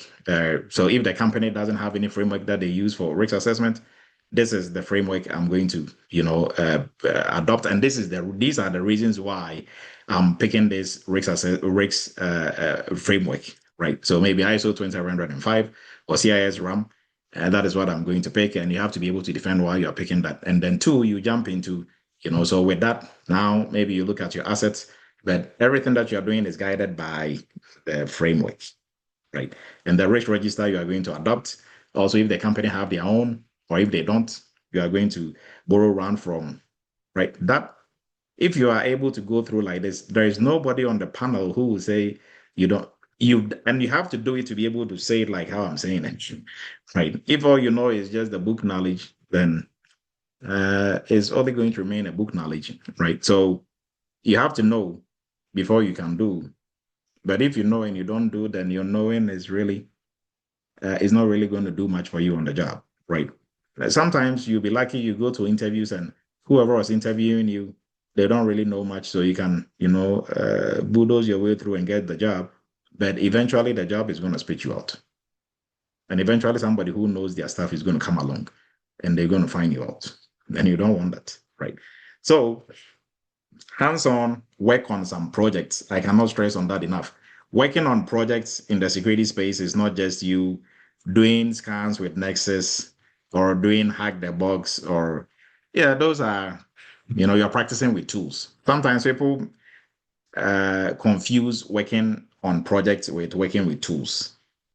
Yes, you can work on a project with a tool, but just doing vulnerability scans or using Kali Linux to do port scans, that is not, you are not working on a project on the job, unless of course you are going to be doing vulnerability scans, which mostly is not going to be you doing it. If you are going to be the ones doing it, then fine. But even with that, once the vulnerability scan is done, how do you triage the vulnerabilities that were identified? How do you come up with a remediation strategy to put in a strategy for remediating all these vulnerabilities that were found? Even with the vulnerabilities that were found, if you have 3 or 4 highs, okay, this is a high, this is a high, that is a high, with the same CVSS core, which one are you going to tackle first, right? So you see how doing the project and understanding what you're doing, the tool will help you to a point, but after that, the tool is not going to help you past that point, right? So if you've actually worked on projects, you know the extent to which a tool can help you to get to. Now, the remainder of that has to be you, right? So if I say work on projects, yes, you can learn how to use a tool, 1 or 2, but working on the project actually is what I'm talking about. Conducting an audit, practicing, conducting third-party risk assessment, conducting risk assessment actual using different risk registers, right? Setting a baseline, right? Those things that you cannot necessarily use a tool to do, and that is what we do on the job, reviewing policies, right? So if all you are doing is just doing some scans here and there, and mostly people is lack of information. Oh yeah, I've done some projects. What did you do? Oh, I can use Nexus. No, I didn't ask you if you know how to use a tool. What project have you done? Because if I ask you, how do you conduct risk assessments? You're not going to come back and tell me, well, I use ZenGRC. Okay, and then do what? Well, ZenGRC will do the risk assessment for me. That's it. Nobody's going to give you a job that way, right? You don't know. So if there is no ZenGRC, how are you going to conduct the risk assessment? You see what I mean? So hopefully you gain something from this. Now, don't overlook your past experience. Very good one. I don't remember the lady who asked this question, but she was asking, she's an auditor from the financial side. Can she bring that into cybersecurity? And the answer is a big yes. And this is what we are talking about. Don't overlook your past experience. Some people think, oh, I'm a Yes, nurse. it's me. Yes. So I'm a nurse. All my nursing experience for the past 10 years has to go to waste because I'm switching to cybersecurity. It's not true. And it's not true by any means, right? Your past experience counts just like anybody who was also in IT, it counts. And there's an example. So if you're a teacher, in cybersecurity, we do awareness training. It's a whole field on its own. Cybersecurity awareness training. The principles of teaching. If you're a good teacher, you know how to teach, break things down for people to understand. You can easily apply that in cybersecurity, right? Now, yes, you have to know the technical side of cybersecurity. Got it. But your skills in teaching, that is not going to go away. So if you're applying to, you want to be a cybersecurity awareness instructor, a cybersecurity awareness training instructor, or a cybersecurity awareness manager, on your resume, your teaching skills and your teaching experience will also have to be there, right? To show that you have the relevant years of skills to be able to do this job. And that is where most people get it confused. But, I've been a nurse for 10 years. I'm switching into cybersecurity. What do I put on my resume as my years of experience? I mean, I've not worked in cybersecurity. You don't have to work in cybersecurity to have transferable skills, right? And when we're talking about years of experience, if right now you are going for a cybersecurity awareness training instructor role, and you've been teaching, let's say, biology for the past 20 years, right? But now you've also schooled yourself. You are, let's say, you have a very good working knowledge in cybersecurity. Would you say you have zero teaching experience applying for this cybersecurity awareness training instructor role because you've never taught in cybersecurity? I mean, I don't know what you'll be smoking if you say no, because it's not true. You have teaching experience, and what they are looking for in this role, you can be the most technical cybersecurity person. If you don't have any teaching experience, they're not going to pick you. They'll pick somebody who's been teaching biology for 20 years and can demonstrate that they understand cybersecurity. And they can, I mean, once we know they understand cybersecurity, that is it. The teaching part, they have that covered. But you can be the most technical person, but you can't teach to save your life. Right. So being very technical doesn't mean you can teach somebody to also understand what is going on. Right. So now I think that explains it and that breaks it down. Now, let's say you're a nurse. For nurses, attention to detail. And for nurses is even, a very good example, because all nurses, they are all HIPAA compliance officers. So part of what you do, there's a technical twist to it when it comes to cybersecurity, because you're enforcing HIPAA the whole entire time, right? So, and other things like attention to detail, being able to break down complex medical terms to loved ones of your patients, and even to your patients, breaking it down for them to understand what is going on. All that is a skill that is needed in the security side. Accountants skills are also needed in the security side, right? So there is something for everybody. So do not discard your past experience. And when you're talking about your experience in the cybersecurity field, you don't have to lie and say I have 10 years. It's a total experience, your soft skills and hard skills, your technical cybersecurity skills, and your soft skills that you're bringing from elsewhere, right? So if you're a manager in Walmart for 20 years and you're applying for a cybersecurity managerial role, yes, you have to know your technical cybersecurity stuff. If you know that and you're applying for a managerial role, do you think you have the experience? You can safely say, okay, I think I will gauge myself at 5 years, a combination of my technical and my soft skills coming into, yes, you will not be off. And anybody who is looking at that role, they are looking for somebody with experience in management more than technical skills, right? So hopefully that is clear for everyone. Now, don't forget to network. That is why we are here tonight, right? So if this is your first time of joining Cyber Chat, do join on a regular basis. You get to hear some names: Michael, Bobby, this person, that person, and we have a platform so you can, hey, Dr. Edu was speaking about Michael. He's doing GRC analysis, a GRC manager. Can I get his number? Can I get his contact? Hey, Michael, I'm doing this. What is your take? That is how we network, right? And we are lucky enough to be here. We've built a platform for you. The hardest job for you to do is to network, right? So we encourage you to join the WhatsApp group if you're not on there already. And then also when you come on here, you can link up in the chat. You can link up, put your details in there. People can reach out to you, and that is how you network. So networking will get you in a lot of places and also help you within the industry, right? You don't have to do this alone, right? So this is everything that we are doing is community driven. So join us on Cyber Chat every Friday night, on LinkedIn, other places. You can also connect as well, right? Nia, please go ahead. Yes, sorry to take you back. I just wanted to make reference to when you are talking about soft skills and work experience generally. And most of the vacancies that we see out there, even entry level, they will tell you that you need maybe 2 years experience on that particular role. So how do we handle that? If you have 10 years experience, 20 years experience somewhere else, but they're saying they want 2 years experience on that particular role, how do we handle that? Okay, so good question. Now, like you rightly said,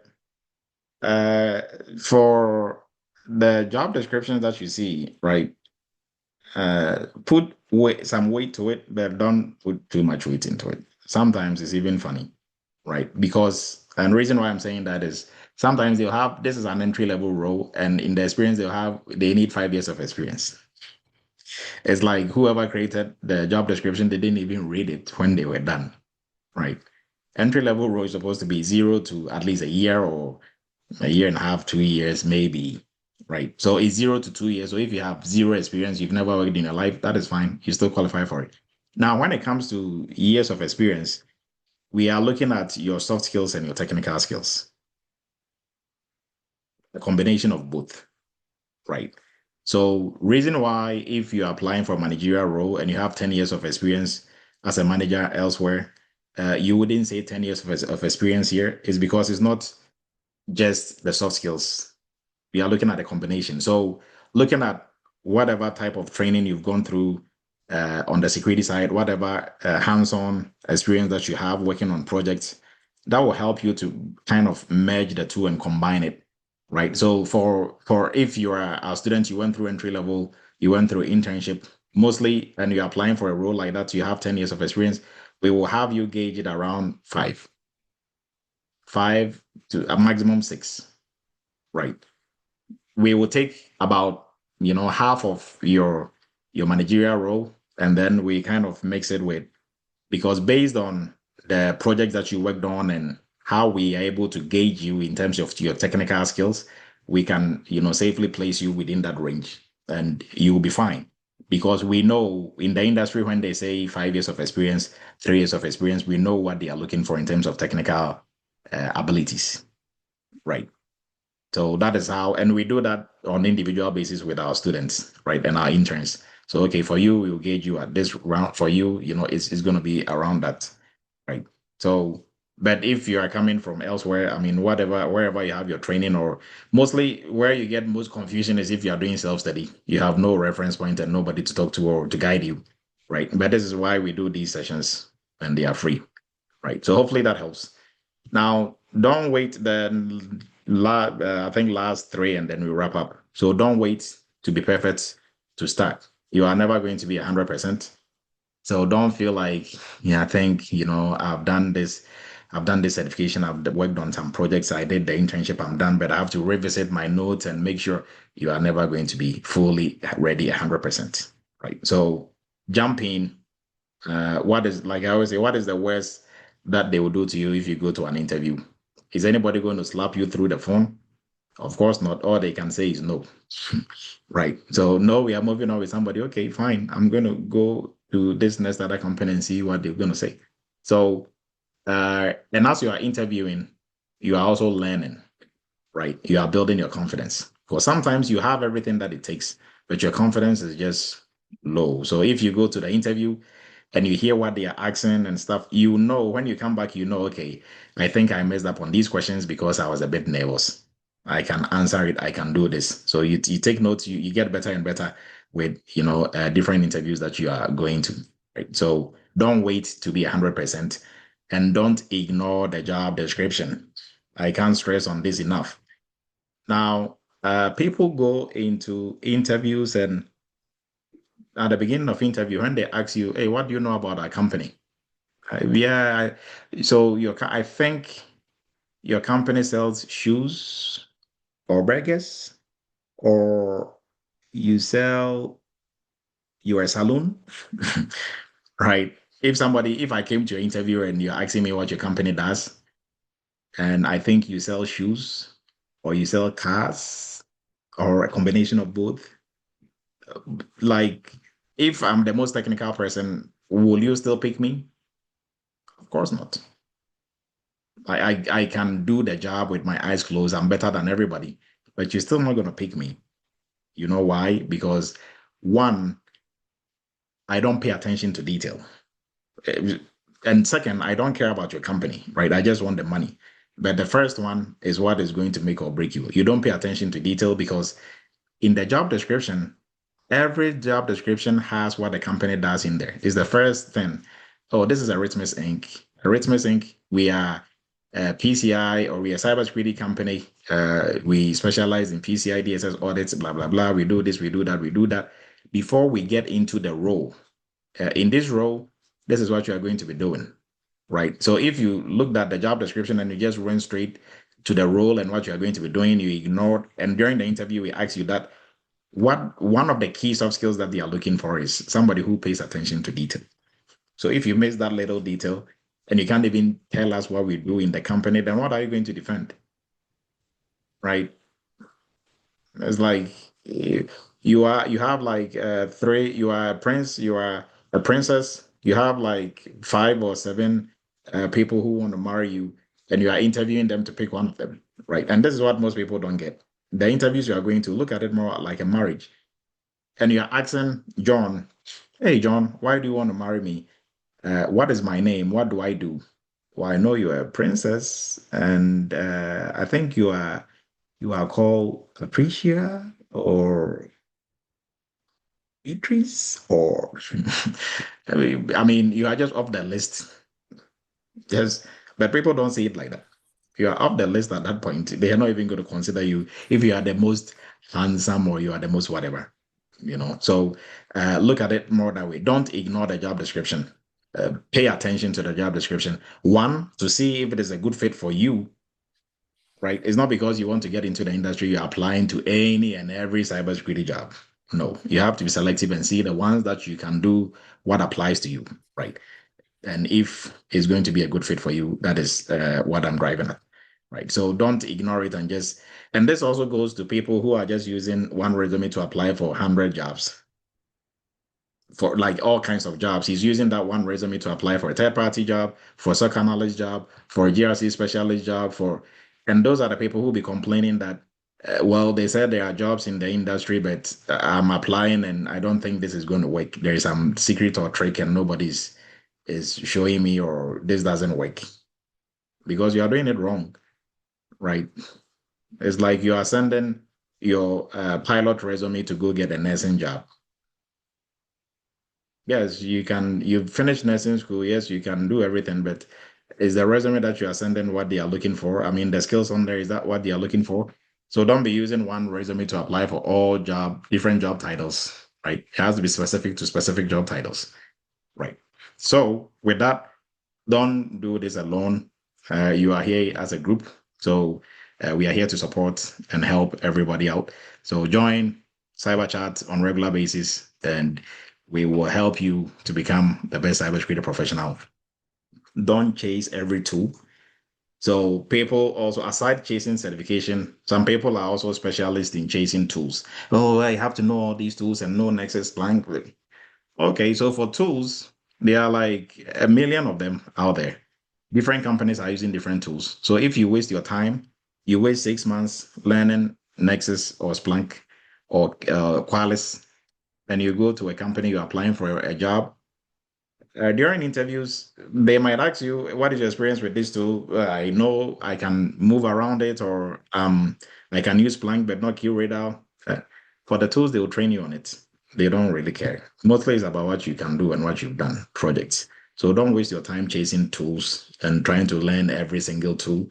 You can't learn every single tool and you cannot, it's not possible. As you are learning all the tools, there are new tools coming up the next day, right? So on the job, the only thing that they are going to train you on are the tools. People think when you get a job, they will train you. So take a shortcut, get in there and they will train you, right? It's like you saying, take a shortcut, get a driving job, and they will teach you how to drive. Nobody's going to teach you how to drive. They are going to orient you to the different car they have, but they are not going to teach you how to drive, right? So learn your stuff, do some projects. For the tools, if you know how to use one or two, that's fine. On the job, they are going to train you on whatever tool that they have. And some companies, they even have their own internal tools. It's internal to them. How are you going to learn how to use a tool that is used by only that company? So you see what I'm talking about? You cannot know unless you go and work in that company and they will train you on it. That is not going to be something that is going to prevent you from getting the job, right?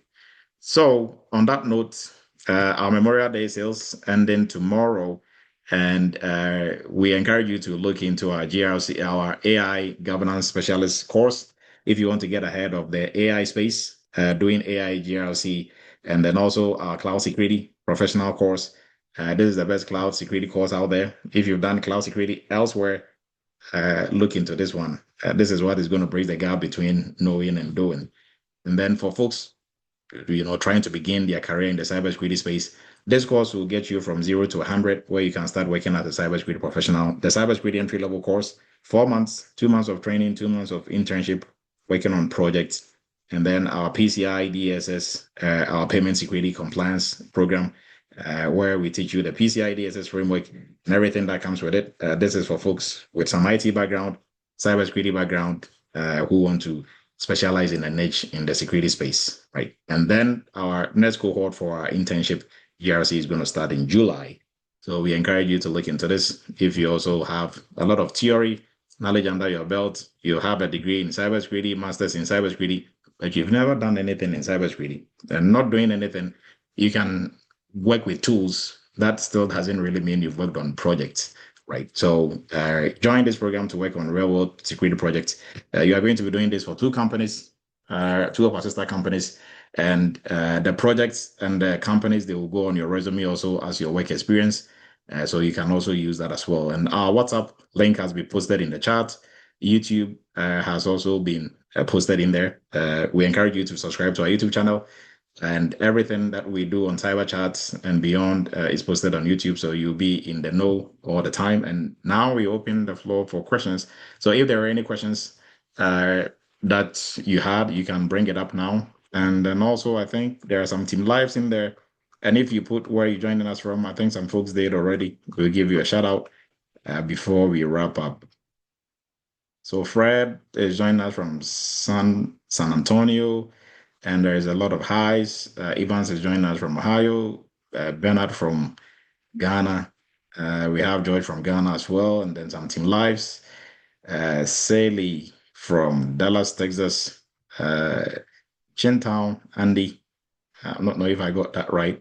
Oh, Osaitu from Ghana also as well. Okay, Ohio, Columbus, Ohio, David. And we have from, I think it's Frank from Connecticut, or Frank Appiah, or Fran Appiah. And then some Leslie from Minnesota. And the list keeps going on. Okay, and then there's some questions in here as well. And okay, so any questions on, folks who are trying to break into the space, if you have any questions on any of the discussions that we had, the myth and others, and we had, okay, so some questions, I think we looked at this question, some of the things that we have different people talking about. If you are black, you cannot get a role in cybersecurity and all those funny stuff, right? Oh, and Michael is joining us from Vancouver, Canada. Michael, it's been a while. Let me hear from you and see where you're at, right? I think you probably went to sleep on me, but I don't think so. I know you are busy doing other stuff, but link up and let's see what is going on. Oh, George Awa from California. Okay, so George is also one of those folks.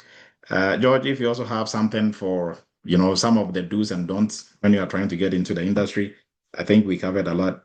Freddie, a quick question. Does Eretmis accept TA? Oh, yeah, Freddie, we can talk offline on this at this time. Okay, and Dave from Virginia, Abel. Oh, so yeah, Abel, you can still join the May cohort here if you want to join. You can still join the May cohort.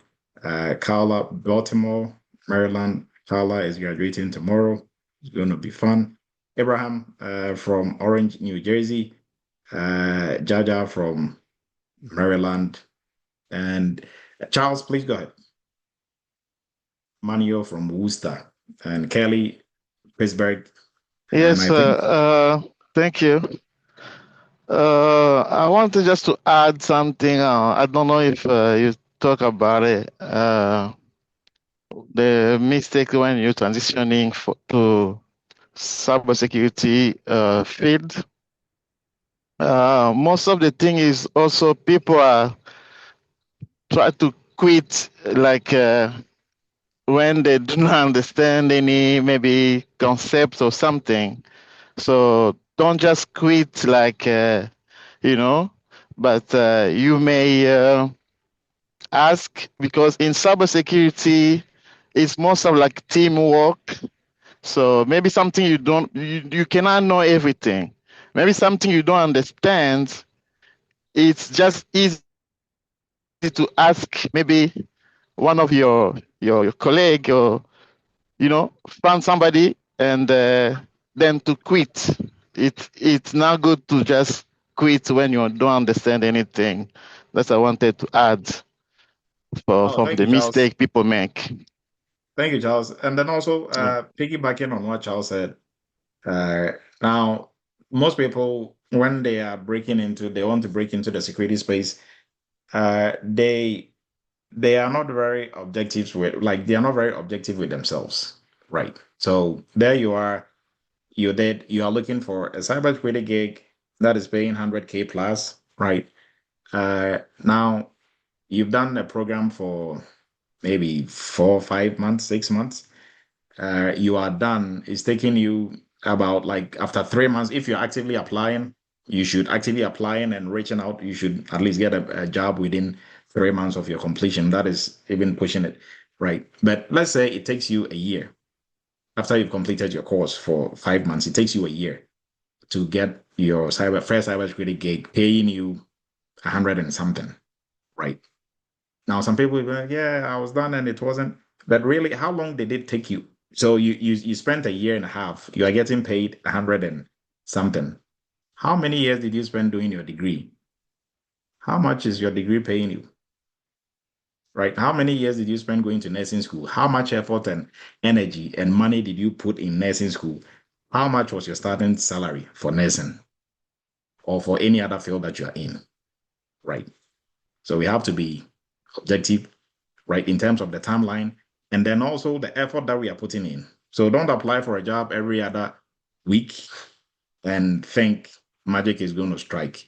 When it comes to the job application process, it's a game of numbers, and then also making sure you are tailoring, you are following the steps and the tips and tricks. It's not just hoping, throwing a lot of resumes at jobs and hoping it's going to stick. There's a science to it. So follow the science, right? But overall, I just want everybody to be realistic with yourself, right? Look at the different career paths. Somebody goes through medical school for what, 9 years, 10 years? When they are done, what is their starting salary? Right? It doesn't mean, and how long it's going to take you to get a job, really, I'll say it all depends on you. If you're not applying, you're not going to get a job, right? If you're applying and anything is going wrong, you reach out, we figure out, okay, this is what you are doing wrong, polish it up. This is what you are doing wrong. But if you give up in the middle of it, so let's say you all started, when after 3 months, Charles is like, you know what, this is not for me, it's not going to work. He gave up. Raphael, on the other hand, kept going. And after a year, Raphael got a job. What is Charles going to get after a year? Nothing, but the year is still going to come by, right? Wouldn't Charles be able to do the same job Raphael is doing? Yes, but he quit, right? He quit after 3 months, 4 months, right? And when you dig into what he was doing for the 4 months, you see that he wasn't even actively applying, or he wasn't really all into it. But he just thought he'll just do 1 and 2, he should work. If I told you, I was going to tell you, I was going to tell you 50 no's, tell you a no, a no, a no, a no, no 50 times, and then on the 51st time, I'm going to give you a job for 150. Will you care if I told you a no on the first or second time, or even on the 40th time? You'll be smiling with a no. Okay, yes, yes, okay. Because if on the 51st you're going to get that amount of money with a yes, you keep going, right? But some people don't know. Maybe for you, you have just 4 no's before your yes comes, and you just give up. But look at the amount of money you are looking for and the type of work-life balance you are looking for, right? Does it merit that weight and that perseverance? Of course. But if you're in and you think it's a quick fix, just, turn around and there's a magic one, boom, is there? No, because there is no magic one in this business, because employers, they want to have somebody who knows their stuff. So they are very, meticulous when they are selecting and picking. And fact is that it takes 28% longer to fill a cybersecurity role than all other IT roles. So, like I was saying, you have to be realistic, right? And you have to understand all these facts. So when you're applying, you are pushing. If you are pushing this, like your life depends on it, you're going to get results in the shortest possible time. But don't be applying for a job once every month and come back and say, well, I mean, it's not working, it's not worth it. Well, then maybe you're not worth the 100 plus something salary, because you don't have what it takes. You don't have in the army, we call it intestinal fortitude. That is army language of saying you don't have the B's, right? Intestinal fortitude. to withstand. Because like I said, if they are going to tell you 50 no's and your 51st no is going to be with 150, your 51st yes, 51st one is going to be with 150, 120 row, I think you'll be smiling with all the no's. So just keep that in mind. Raphael, please go ahead. Good evening, Doctor.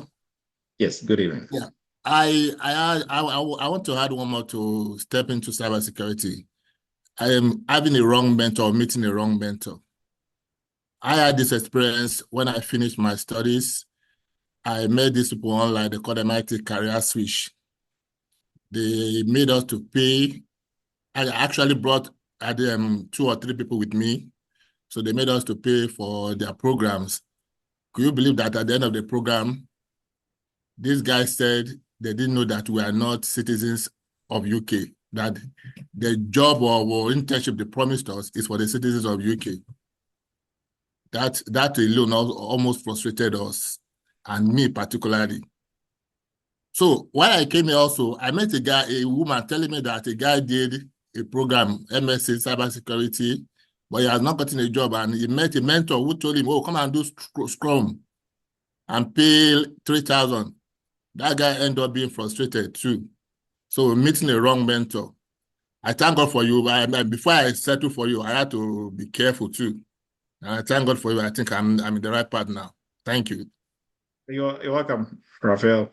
And there's a lot of times where people reach out, they need help. Hey, I've done RMF.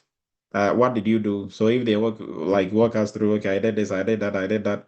Mostly, we want you to have a return on your investment, right? So if you want to break into the cybersecurity space, if how you started was wrong, we will redirect you. Now, if somebody comes in and say, I did IT audit or I did Scrum Master, but I want to switch and do, no, go get return on investment for your Scrum Master, unless, of course, you want to abandon that.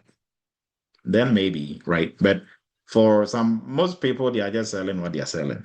So even if your career path is cybersecurity, they will convince you to come and do DevOps, because that is where you're going to get a job very easy. And then once you're done, they are like, oh, okay. So, I mean, keep trying, right? And then there you are, you go do Scrum Master after that.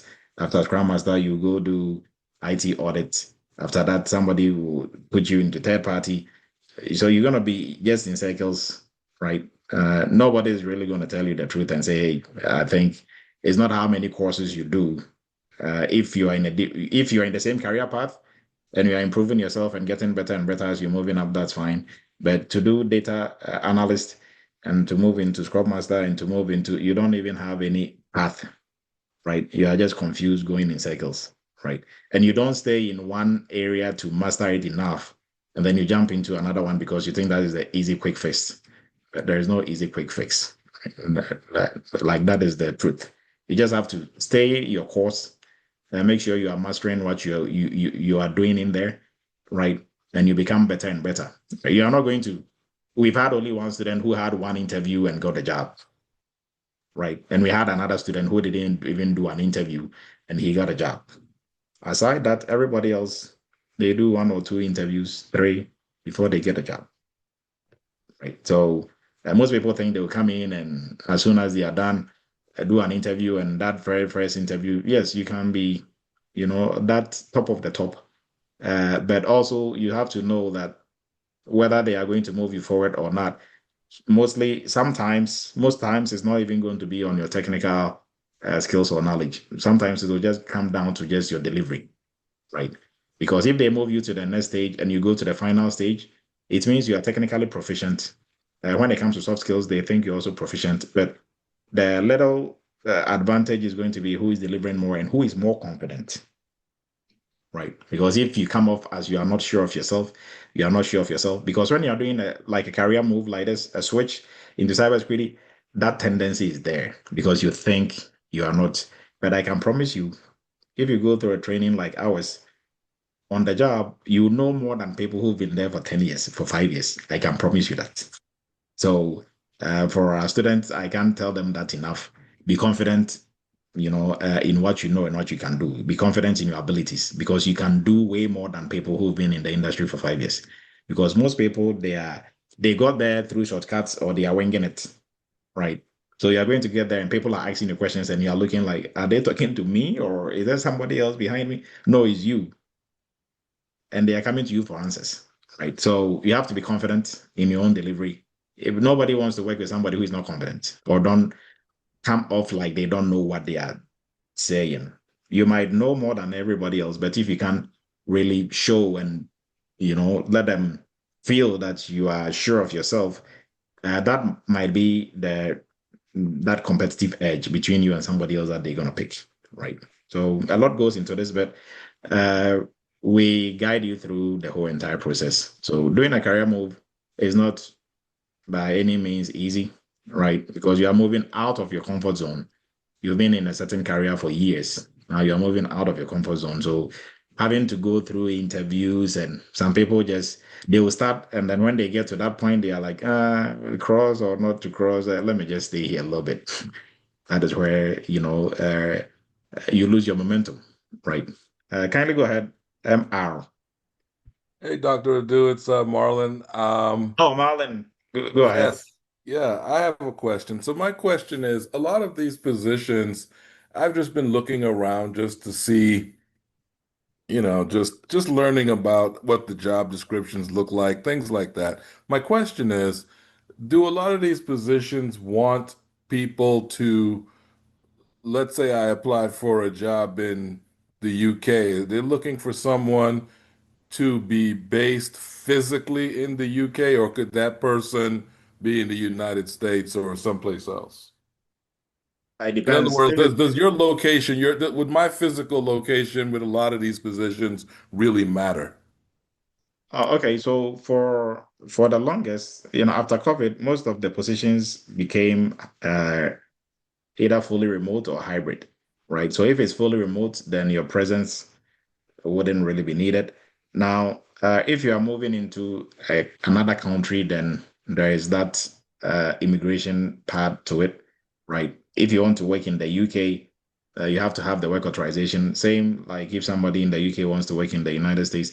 Now, mostly that is not a big issue. The companies, most of these companies, some of them will sponsor you, right, to give you the work authorization to be able to work. Mostly in the IT space is also a bit easier, right? So if it's fully remote, then you don't really have to be there in person. Now, if it is hybrid or is going to be in person and you want to take that adventurous trip, that is also doable if the company wants to sponsor you. Right. So Okay, hopefully, thank you. yes, hopefully that helps. Danielle, please go ahead. Hi. I think in addition to some of the mistakes is what I have seen, and I would want to point out the fact that some of us most of us, not some of us, we tend to look at the pay, hundred and something, hundred and something, hundred and something. Now, for me, I think getting into it is the most important thing. If it means I will have to take £10,000, sorry, I'm from the UK, that's why.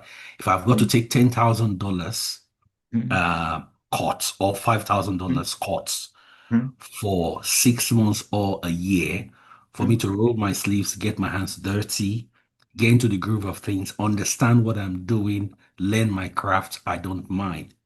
But some of the mistakes we do is the fact that we look at the money rather than gaining the expertise, the knowledge, and all of that. Money will come when your knowledge and confidence, everything is right. The money will eventually come. So I just feel that's one very key factor we need to look into. Thank you. Yes, true. Yes, so that is very true. And also to add to that, uh, looking at it from that perspective, you have to, if it's a little cut, it's fine. But sometimes don't go too low because some companies, even if you want to take $500 a year, they're going to give you that money and have you do the job for somebody also getting paid 100 and something doing it, right? So if it's like the goal 100K, but they said, hey, we're going to give you, and there's been countless times where most of our students will go through that. Hey, we will start you off with 95, or we start you off with 90, right? And then later on, but those eventually they will end up at 100, 110, right? So if it's a 90, that's fine. But if they say they're coming in with 70, 75, forget them. Yes, you need the experience, but you are not going to be doing a role and it's taking all your time and everything. So in the name of experience, you are really selling yourself short, right? If it's 70, if it's 72, if even 80, you are pushing it, right? If it's 90, 95, I got it. It can easily, you can easily push it to 100, 110, right? So yes, sometimes you have to take a low pay cut to get in, to get that experience. And also you have to make sure when you get in, you don't stay there, because nobody cares if you are going to get into a cybersecurity role and get paid 60K and stay there for 5 years. Nobody really cares. Now, when you are going to get a different role, they're still going to take you through and treat you like you are starting from the beginning, because you're interviewing with everybody else, right? So make sure you are improving yourself. Whatever you are learning more and researching more into it to make yourself more marketable and more valuable, because some people get too comfortable. They get in a role, they are doing just one thing, maybe policy review, that is what they are doing, and they don't do anything else to improve themselves. Some people even stop attending cyber chats. They will just, okay, I made it. And then when that contract is over, that is when they'll be reaching out, hey, Dr. Edu, you guys are still doing this, I have this. And now at that time, they are very rusty, right? So any interviews they are going to is not working for them. Evans, please go ahead. Yeah, hello, Doc. Yes. Okay, so mine is a question. When I joined the webinar today, I think my understanding is, I think somewhere in July, the GRC class is happening or something like that. Is that correct? I just wanted to be clear on that. My question is just basically centered on how to start this whole thing. Is it like July, like the GRC class is started, then you join, and then you do all the learning, and then you are coming in very broken. I can't really hear you that well. Is it okay now? Yes, it's okay. And for everybody else, we are wrapping up. It's just question and answers time. So if you have to run, you can kindly do so. Yeah, go ahead, Evans. So my question is centered on like starting the whole like cybersecurity process, because I think my understanding from the webinar is somewhere in July. I think the GRC class is starting, right? I just wanted to understand like the whole process. Is it the like whole process? Okay. July it starts and then we join, and then from there we do the internship, or we have to start our studies, just an idea of how to start the whole thing. Oh, okay. And to join. Okay, so if you're starting off, you start with the entry-level course. Right now, the entry-level course, the first portion you can start at any time. The first portion is online, self-paced with one-on-one coaching and assistance, right? So you can enroll tonight and start learning tonight, right? Now, the second portion is the GRC internship and workshop. So for that, we do live sessions and we meet with the next one is starting in July, right? Now, you can also take just the internship and workshop as a program on its own if you think you have the foundation, the cybersecurity foundation, you have the knowledge and some skills already, you just want to work on projects, then you can just take the GRC internship and workshop. But if you are starting off from scratch, we don't advise you to even look at that. Go through the entry level. The first 2 months you go through training and we take you from scratch, right? Build you up in terms of knowledge. And then also you get to work with some of the popular cybersecurity tools. Once you're done, then we move you into the GRC internship where you actually you are going to work on some projects now, right? So if you have to start level, sorry. So the entry level is just, like you said, self-paced. Like it's not something that is a class. It's just the first portion is self-paced. Yes. So you are going to have a mentor, and then also you do one-on-one sessions. But it's self-paced. So you go through video lessons, lesson notes, and quizzes. But then there is always somebody for you to talk to if you need help and assistance. And your mentor, you have, his or her number, and then you can always do one-on-one sessions as well, right?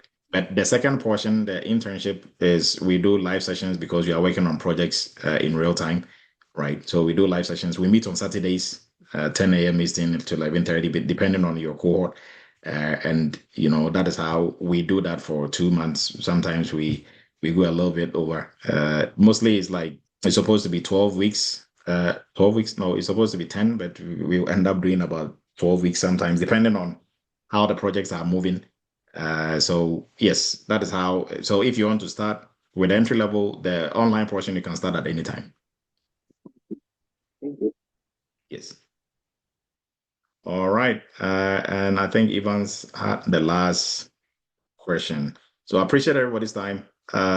Now the links have been posted in there. If you have any questions, everybody, the WhatsApp group link and everything is on here. So kindly do so and join. Have a great and wonderful weekend, everyone.